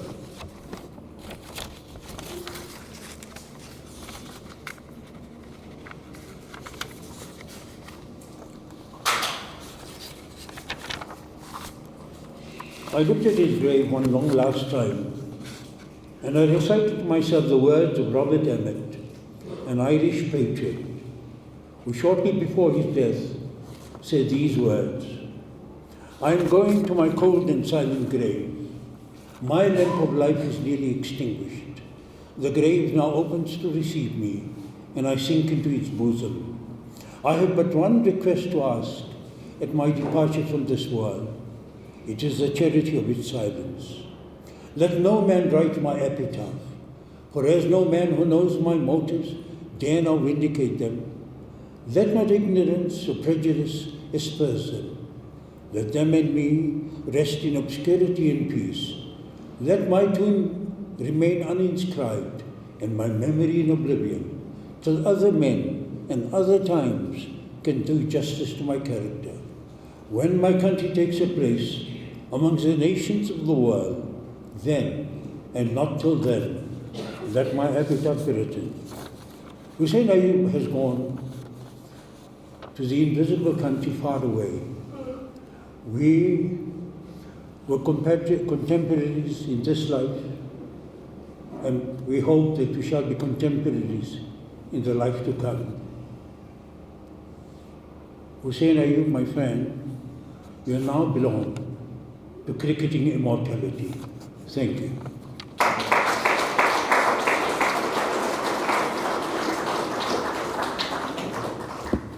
Two items. Thank you very much, Mr. Yusuf Gardner. As usual, a message for the ages and a perfect sending off and a tribute to a great friend. Our next speaker, a very important one, because he has traveled all the way from Polokwane, and he asked me that I need to say a few words about this friend of mine. He's Mr. Solly Hassan, and he's travelled from Polokwane, as I said, to pay homage to a friend of almost 60 years. Solly called me and requested to be part of this event, that he wanted to share a few anecdotes and describe the man he describes as a kind-hearted and a giant of a human being. So please come forward, Uncle Solly. Not too familiar with people in Lenasia, in the Johannesburg area, but he will give us an insight into that wonderful relationship. I've heard some of it, and I'm quite certain that the rest of you will enjoy it as well. Assalamu alaikum wa rahmatullahi wa barakatuh. In the name of Allah, most gracious, most merciful. I'm no stranger to public speaking, so I like to look at everyone in their face. I'm only 47, but you can turn it around. I have so many things to say about my honored and dear friend. We have come to this commemoration, but it is indeed for me a celebration of my friend, Mr. Hoosain Ayob. My years-long friendship with Mr. Hoosain Ayob started in 1968. And I must emphasize one fact. I have never ever addressed Mr. Hoosain Ayob as Hoosain. It was always Mr. Ayob, or in Afrikaans, Meneer Ayob. I qualified as a teacher in 1970, and I was first posted to Lenasia High School under the tenure of Mr. M.M. Lorgat. I had the pleasure of working with Mr. Hoosain Ayob in the Department of Afrikaans. Hoosain Ayob was a graduate, a UNISA graduate, and myself, Ronnie Morgan, Billy Morgan, Mr. Jeevan, Mr. Chick Solomons, I can recall all of them. We all studied through UNISA. Some of us went a bit further and got our honours degree in education, in Afrikaans, and English. And I must say one thing, that the Afrikaans teachers were the so-called disciplinarians of the 60s and 70s. And I want to emphasize one point, that the teacher of English was the man who set the tone as far as the school is concerned. The maths fellow was more of a bit of a confused guy, because I've come to understand that teachers in Japan, maths teachers, if they're explaining a sum to you and you don't understand, they prepare to commit suicide. The Afrikaans teacher was the so-called disciplinarian, but he was a humorous teacher. We taught our subjects through humor, and we really enjoyed being teachers of the 60s and 70s. And I must point out that the teachers of the 60s and 70s were the stalwarts as far as South Africa is concerned. We educated the entire Indian population. Yes. The teachers that qualified at TCE, we came from the far-flung areas of the northern province, from Durban, our Durban brothers and sisters, from Laudium, from Randfontein, from Azadville, from Roodepoort, and then we Transvaal Oaks, the so-called farmerias, because we came from a farm.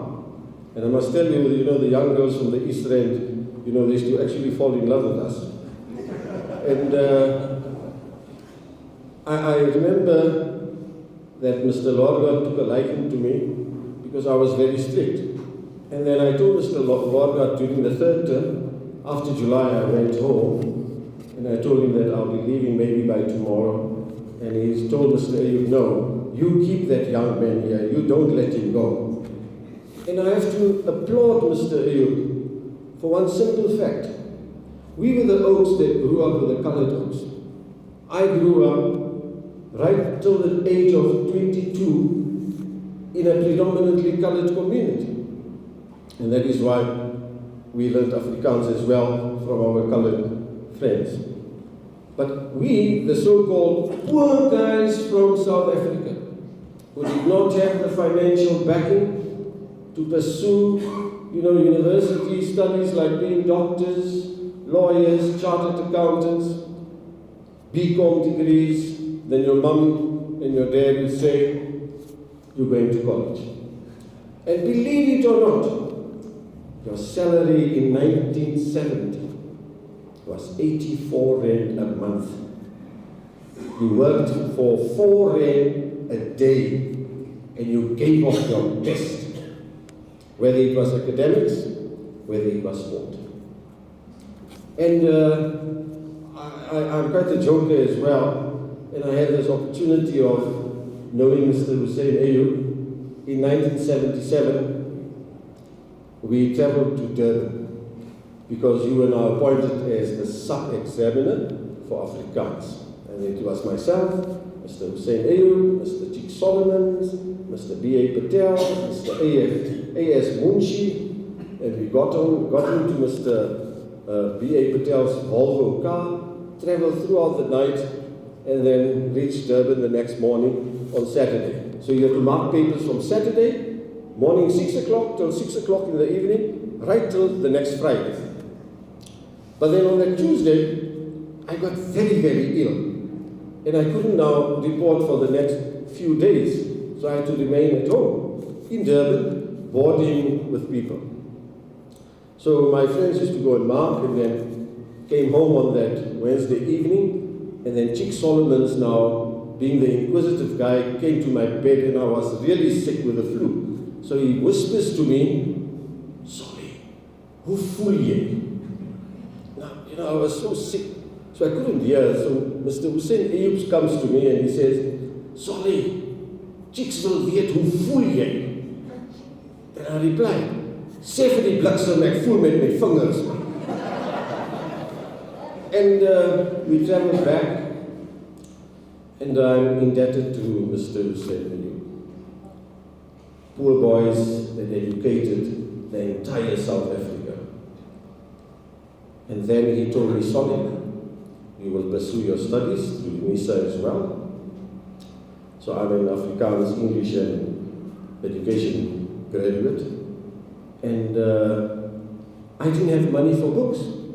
The most expensive book that I had to buy in 1972 was a thick book for 24 Rand. It was a quarter of my salary. It was called Beknopte Geskiedenis van die Nederlandse Letterkunde. No. And believe it or not, all of you, all these Afrikaans graduate friends of mine, we are fluent in Hollands. Toen grippende en Philistijnen hem met groeven zijn ogen uit, waar hij de blinde koring moest malen voor zijn vijanden. Translated, it means the story of Samson and Delilah, when Samson was arrested and he had to push that big grinding stone to grind the corn, and then with his brute force he pushed those pillars away and everybody perished. He borrowed me all these books, and I took a trip from Polokwane, which is about 330 kilometers from here. He gave me each and every book. And I went home, I studied, and then in 1977, I passed my university studies. But our relationship did not stop there. I've maintained this relationship with Brother Hoosain for the last 56 years. And believe it or not, I used to phone him every day, and he would answer the phone when he hears my voice, as sick as he was. "Solly, hoe gaan dit?" I tell him I'm well, and how are you doing? Ek is net terug van my dialyse. Van 6 uur, 7 uur in die oggend tot 1 uur in die middag. I'm feeling terrible. So I tell him, now you better rest. But the next day when I phone him, waar is jy nou? Nee, ek is op die cricketveld. I tell him, nee man, jy is te siek en jy by die huis bly. So those are my special, memories of my friend. And they're very special thing that I want to mention, when I celebrated my 70th birthday, I invited Hoosain, and he took that special trip down to Polokwane, stayed with me for a week. And he was like one of, what we all say, Gurnomanas, somebody from your own home, right? He was never a guy that would now, moan about the food. He'd just eat anything that you would give him, a house person. And then he gave me a shock during that night of my party, when he mentioned, I'm going to talk about Solly Hassan, my friend, and I'm going to first tell you all the good things about him. So I said, that's good. And when I'm finished, the second part, I'm going to tell you about all the bad things that he's doing. And I got a shock. I said, this guy mustn't now divulge all my secrets, I want to say that I've been listening to all the accolades that have been mentioned here about Hoosain, but sometimes I think human beings are missing the point. We need to present those accolades to people whilst they are alive. But be as it may, I was quite amazed about the beautiful speeches that were given, the videos that I saw on the screen. And last week, Saturday, when I heard of my friend Hoosain Ayob's passing, we may be big in stature, but you can ask my wife, I cried like a baby. Because I remember one thing, he was my friend. The least I can do for my friend is to be his friend. And Hoosain was a man of the music as well, and a man of the movies. And I sing this song for Mr. Hoosain Ayob. That's what friends are for. Keep shining, keep smiling, knowing you can always count on me, for sure. And Hoosain used to come home, we used to sing, he would visit me at home, a lifelong friendship of 55 years.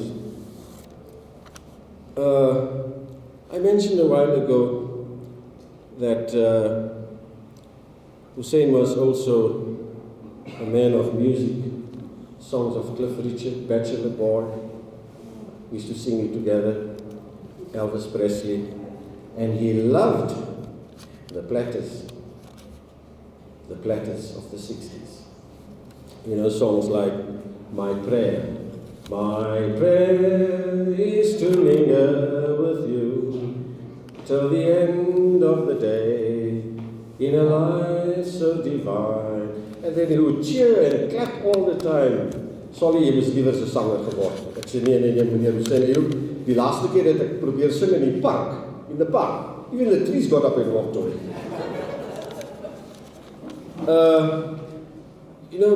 Beautiful instances of being a humorous guy. This is a tale that Hoosain always used to mention to me. He says that when he was at college, there was an Afrikaans vice rector by the name of Mr. J.T. Verster. Mr. J.T. Verster was a pakka Afrikaner, but he had his masters in English, believe it or not. And when he used to pray in the hall on Monday mornings, you could hear a pin drop. He was like a radio announcer. Each and every word, the diction, the pronunciation in English was perfect. And I used to, respect that man.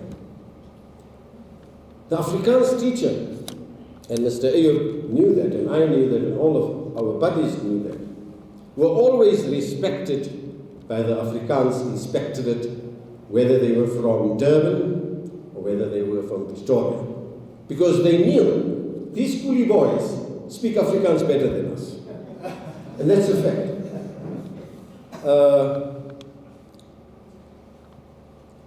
Hoosain used to like this song, But one day Mr. Verster called him and said, Mr. Ayob, would you please come up and recite your poem? And Mr. Hoosain, I think he didn't prepare for that poem, and then he decided to say the following. On a day like today, we pass the time away writing love letters in the sand. You made a vow that you would ever be true, but somehow that vow meant nothing to you. And Mr. Verstel looked at him and he told him, Mr. Ayob, that is not a poem, that is a song by Pat Boone. And I usually listen to that song, Mr. Ayob, while I am showering and washing under my arms. Mr. Ayob imbibed us with the enthusiasm to pursue our goals and our dreams. He befriended me. I remember fondly my experiences with him at Lenasia. And there's one thing that I want to say, is that it is usually us poor guys that became the good teachers. I don't know what's happening today. It looks more like a horror story to me, but I'm no politician.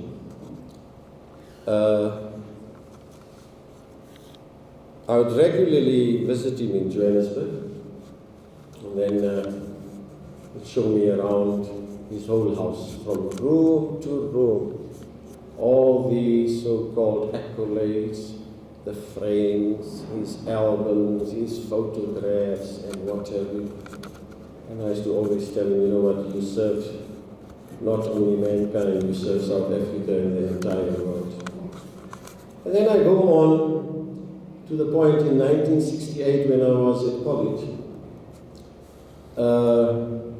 I had the opportunity, Mr. Kota, of just seeing Basil de Oliveira, the cricketer. He was a direct replica of myself. Make his path on the right-hand side, but no, there's no hair left here. And I looked at this man, he used to play for the MCC. And at that time, the Prime Minister was Balthazar Johannes Foster, Mr. Foster. And I think he may have said a thing like this, that we of South Africa, we is of South Africa. And we is not going to allow any person of color to come and play here in South Africa. Because Basil de Oliveira's name is not right. It's not Basil de Oliveira. It should have been Basi Olivier. Then he should have been allowed to play for us. We were all denied, so many opportunities. But we were very, very talented. From my own community where I lived in Box Street, everybody knows Mr. Hassan as being the guy from Box Street. There was talent, whether it was cricket, whether it was soccer, whether it was athletics, whether it was shooting bow and arrow, whether it was making your own catapult with your bare hands. No sporting facilities, play in the sand, play on the stones, sit on a big rock, no toilets. You just run to some auntie's house there next to the corner, do your thing and come back. If we were given the opportunity, South Africa could have produced some of the top sportsmen of this country. Mr. Kota is showing me time. But Mr. Kota, I usually speak for 70 minutes, but just give me my 7 minutes, okay? I just want to say, it is not in vain that Hoosain was known as Panga Man. I think I've nearly completed all my points that I wanted to speak on. The very last point that I want to make, that Hoosain phoned me about 3 days ago before he left for PE, and he told me, sorry, ek gaan PE toe. Ek voel nie lekker nie, maar ek dink ek sal dit maak. En die oomblik as ek terugkom, dan kom ek Pietersburg. And that never happened. Mr. Hoosain Ayob's motto was always, when he used to speak to me, give me 4 years to teach the children cricket, and the seed I have sown and planted will never be adopted. I will leave you with a special song that I want to sing for my friend. I always do that whether I speak in the mosque, speak in the church. I've even spoken in the temple at Hindu functions and funerals and places.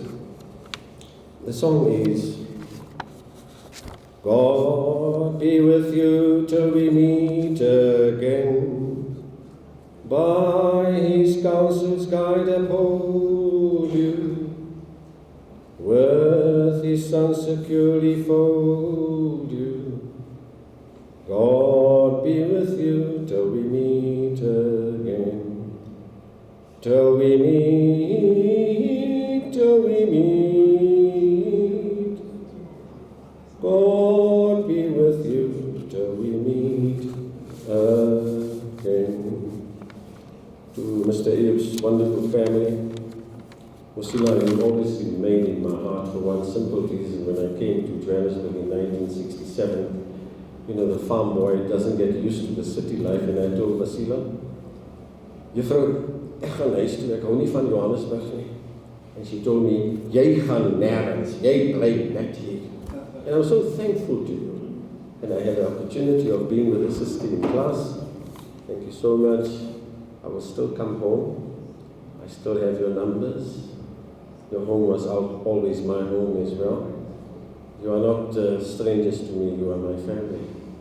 I leave you with this beautiful thought that you will always be in my heart, you and your children. And I pray to Allah Almighty to grant Mr. Ayob the highest place in Jannah. May he go in peace, and surely we will meet again. To all who have come here, thank you so much. Myself and Shaila were awake at 4 o'clock this morning to come to Polokwane, and I'll be returning home maybe only tomorrow. But thank you one and all.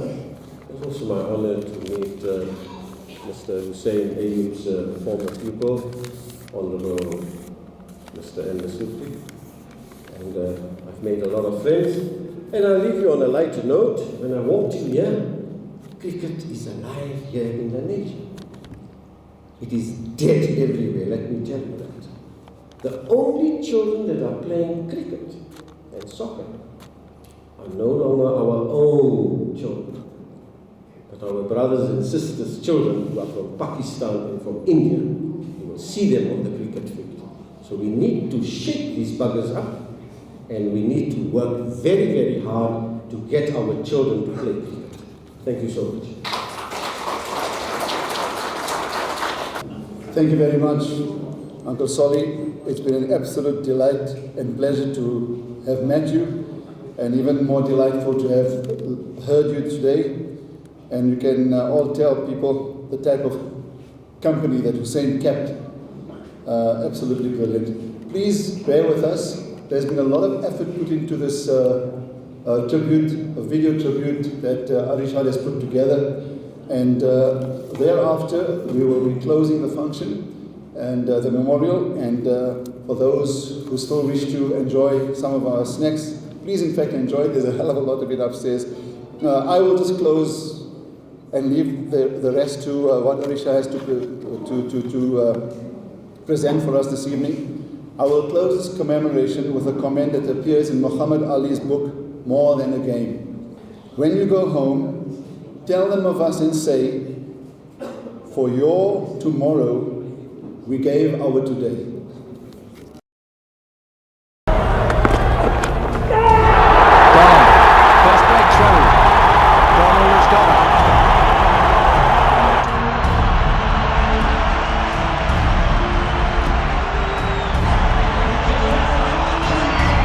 South African cricket has had a proud history of fast bowlers who have performed on the biggest stages in the world and gone on to become household names.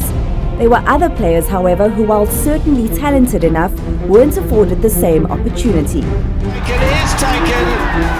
Gibbs gives it away. Intini wins the battle. Big shout, huge shout. Cricket's gone out. Monem Morkel gets his 5-wicket haul. It's been an outstanding performance.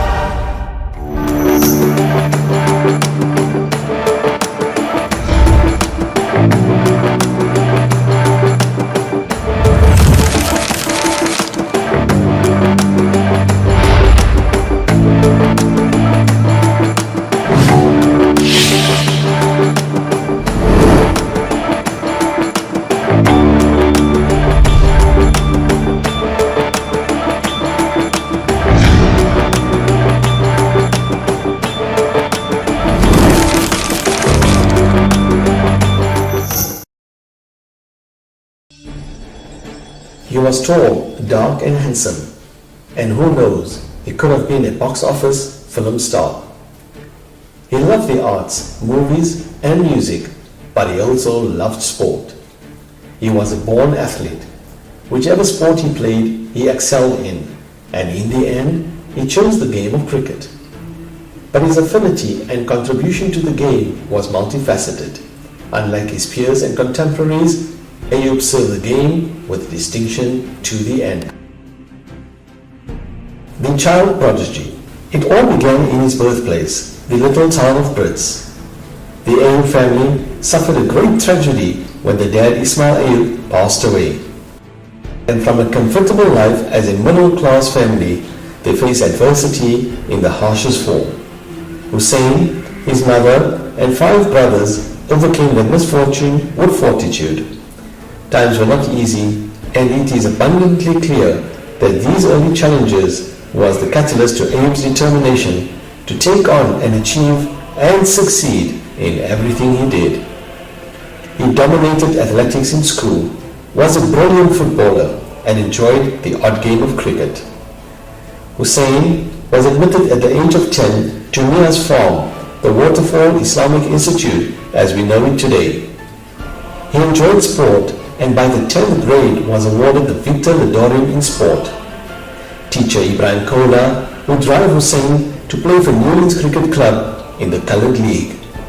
His final 2 years was at the William Hills High School in Benoni, and his ability to bowl fast was noticed when taking on a formidable team of provincial players from Johannesburg. The team included the famous Hoskin brothers, as well as Percy and Raymond Owen. They were bundled out for 22. Ayob took 6 wickets and never looked back.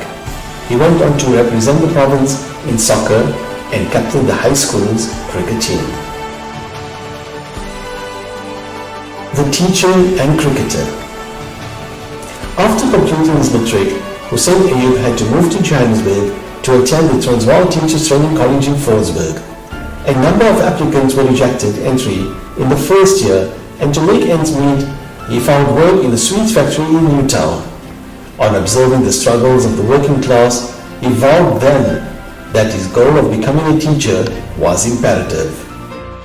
His love and connection with Fredegab of Fitas was forged when Mrs. Fatima Davids first accommodated Ayob on 23rd Street, and later Fitas' King of Bridge, Rashid Qasim, and his family on 14th Street offered lodgings. Also enrolled at the college was one lanky bespectacled fellow named Solly Chotia.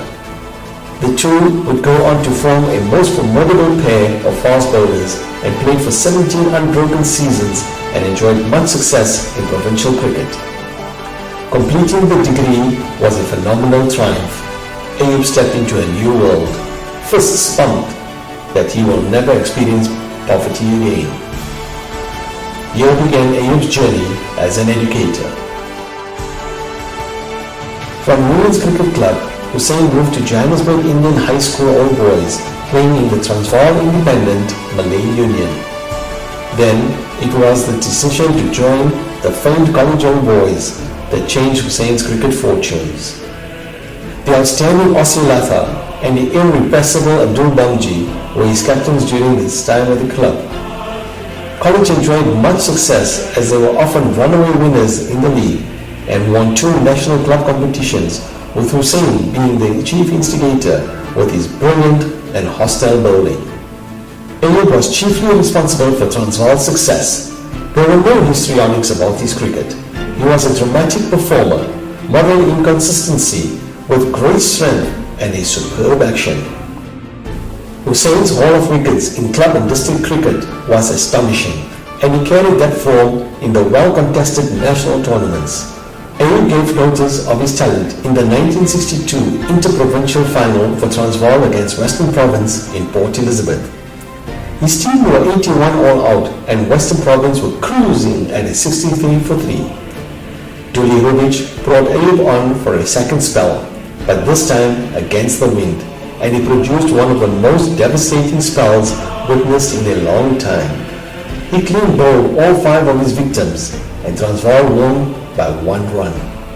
Between 1962 and 1970, Ayob took over 15 wickets, and from 1970 to 1975 in the Dababai Cup 3-day competitions, he took another 53 wickets in 17 matches at an amazing average of 18.41 with a match best of 9 for 94. He was the fastest to 100 wickets in that era of non-racial cricket. He took 5 wickets in an innings on 3 occasions, but never managed 10 wickets in a match. The outstanding aspect of his statistic actually revealed that much of Ayob's success revolved around consistency, a trait that he was most proud of and much emphasized during his times as a coach. Ayob was always ready to remind his friends about his many back-to-the-wall achievements while batting.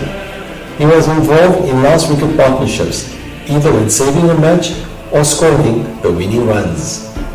His proudest moment was being named as one of the 6 best bowlers produced in the country in the previous century. He shares his accolades with Neil Adcock, Peter Pollock, Mike Proctor, Garth Maru and Alan Donald. Cricket South Africa awarded him the Kaya Majola Lifetime Achievement Award at the annual awards evening. The schools. Hoosain's first posting was at Lenasia High School as a specialist Afrikaans teacher, where he spent 12 memorable years. Hoosain made a special mention in his book Crossing Boundaries about a high number of football and cricket achievers, as well as activists and business entrepreneurs who emerged from the school and achieved high honors. Ayob returned home to Brits and helped transform in 2 short years a once disjointed school into one that the townsfolk were proud to call their own. Hoosain played a major role in convincing the government to transport colored school kids to save them from the grind of walking 10 kilometers on a daily basis. Roshni beckoned, but only for 1 year. The onset of the 1976 uprising was fueled by the Education Ministry insisting that Afrikaans be the medium of education. The pressure on schools and the anti-Afrikaans narrative were exerted by a rising students' movement. It was at this time that a vacancy for principal at Libra Primary in Lenasia was advertised. Hoosain spent 6 wonderful years there, and his legacy, apart from promoting sport, was that he instilled discipline and control, a deep sense of loyalty amongst learners and teachers, and importantly, he had left the institutions in a far better place than when he found it. The journey was set to take path that would reflect Hoosain's love and pleasure for the game of cricket and the youth of the country that meant so much to him. The Development Program and Africa Beckons, cricket's special calling. To remain in the teaching profession and waiting for retirement and a windfall of payday was the last thing on Hoosain Ayob's mind. He took up the invitation by Dr. Ali Bacher, and a massive plan was afoot to launch a development program that would be taken to the townships around the country. The first such scheme was a huge success, as over 1,000 children participated at the Alka Stadium in Soweto. The system took root and spread to Alexandra Township and then to various centers around the country. Hoosain recruited many others, including Imtiaz Patel, who was teaching in Soweto at the time. The response was overwhelming, and in a short period, Hoosain wrote and coordinated coaching clinics for teachers and interested participants. Eventually, 6,000 teachers had sat for the exam, many of them women, and the development program became a forerunner and a stepping stone for many boys that went on to play provincial and international cricket. Hoosain had to withstand abuse from within his community as the program was deemed as a window dressing exercise. He states in his book that, "I wanted to ensure that every child in the community, especially from the underprivileged areas, be given an equal opportunity to be coached and developed and play for South Africa. I also wanted to prove that given an opportunity, black youth could excel." Hoosain was vindicated when a huge number that attended the clinics turned out for the Proteas National and the 18s. The program burgeoned. Bursaries were being offered, and by the time unity was achieved in late 1991, a whole host of former cricketers of all races, including many that played with and against Hoosain, were put through their paces by Hoosain and Hein Roth. The United Cricket Board of South Africa recruited Khaya Majola to join Hoosain. Each was diametrically opposed politically, but they put their heads down and the country was experiencing a new dawn. They took the program to every nook and cranny of the country. The pair forged a friendship like no other and were inseparable until, sadly and abruptly, Majola fell victim to cancer and passed away. The coaching program progressed to a higher level, and Hoosain was the center of setting coaching standards to such an extent that it gave birth to the High Performance Center that today churns out male and female cricketers. The continent.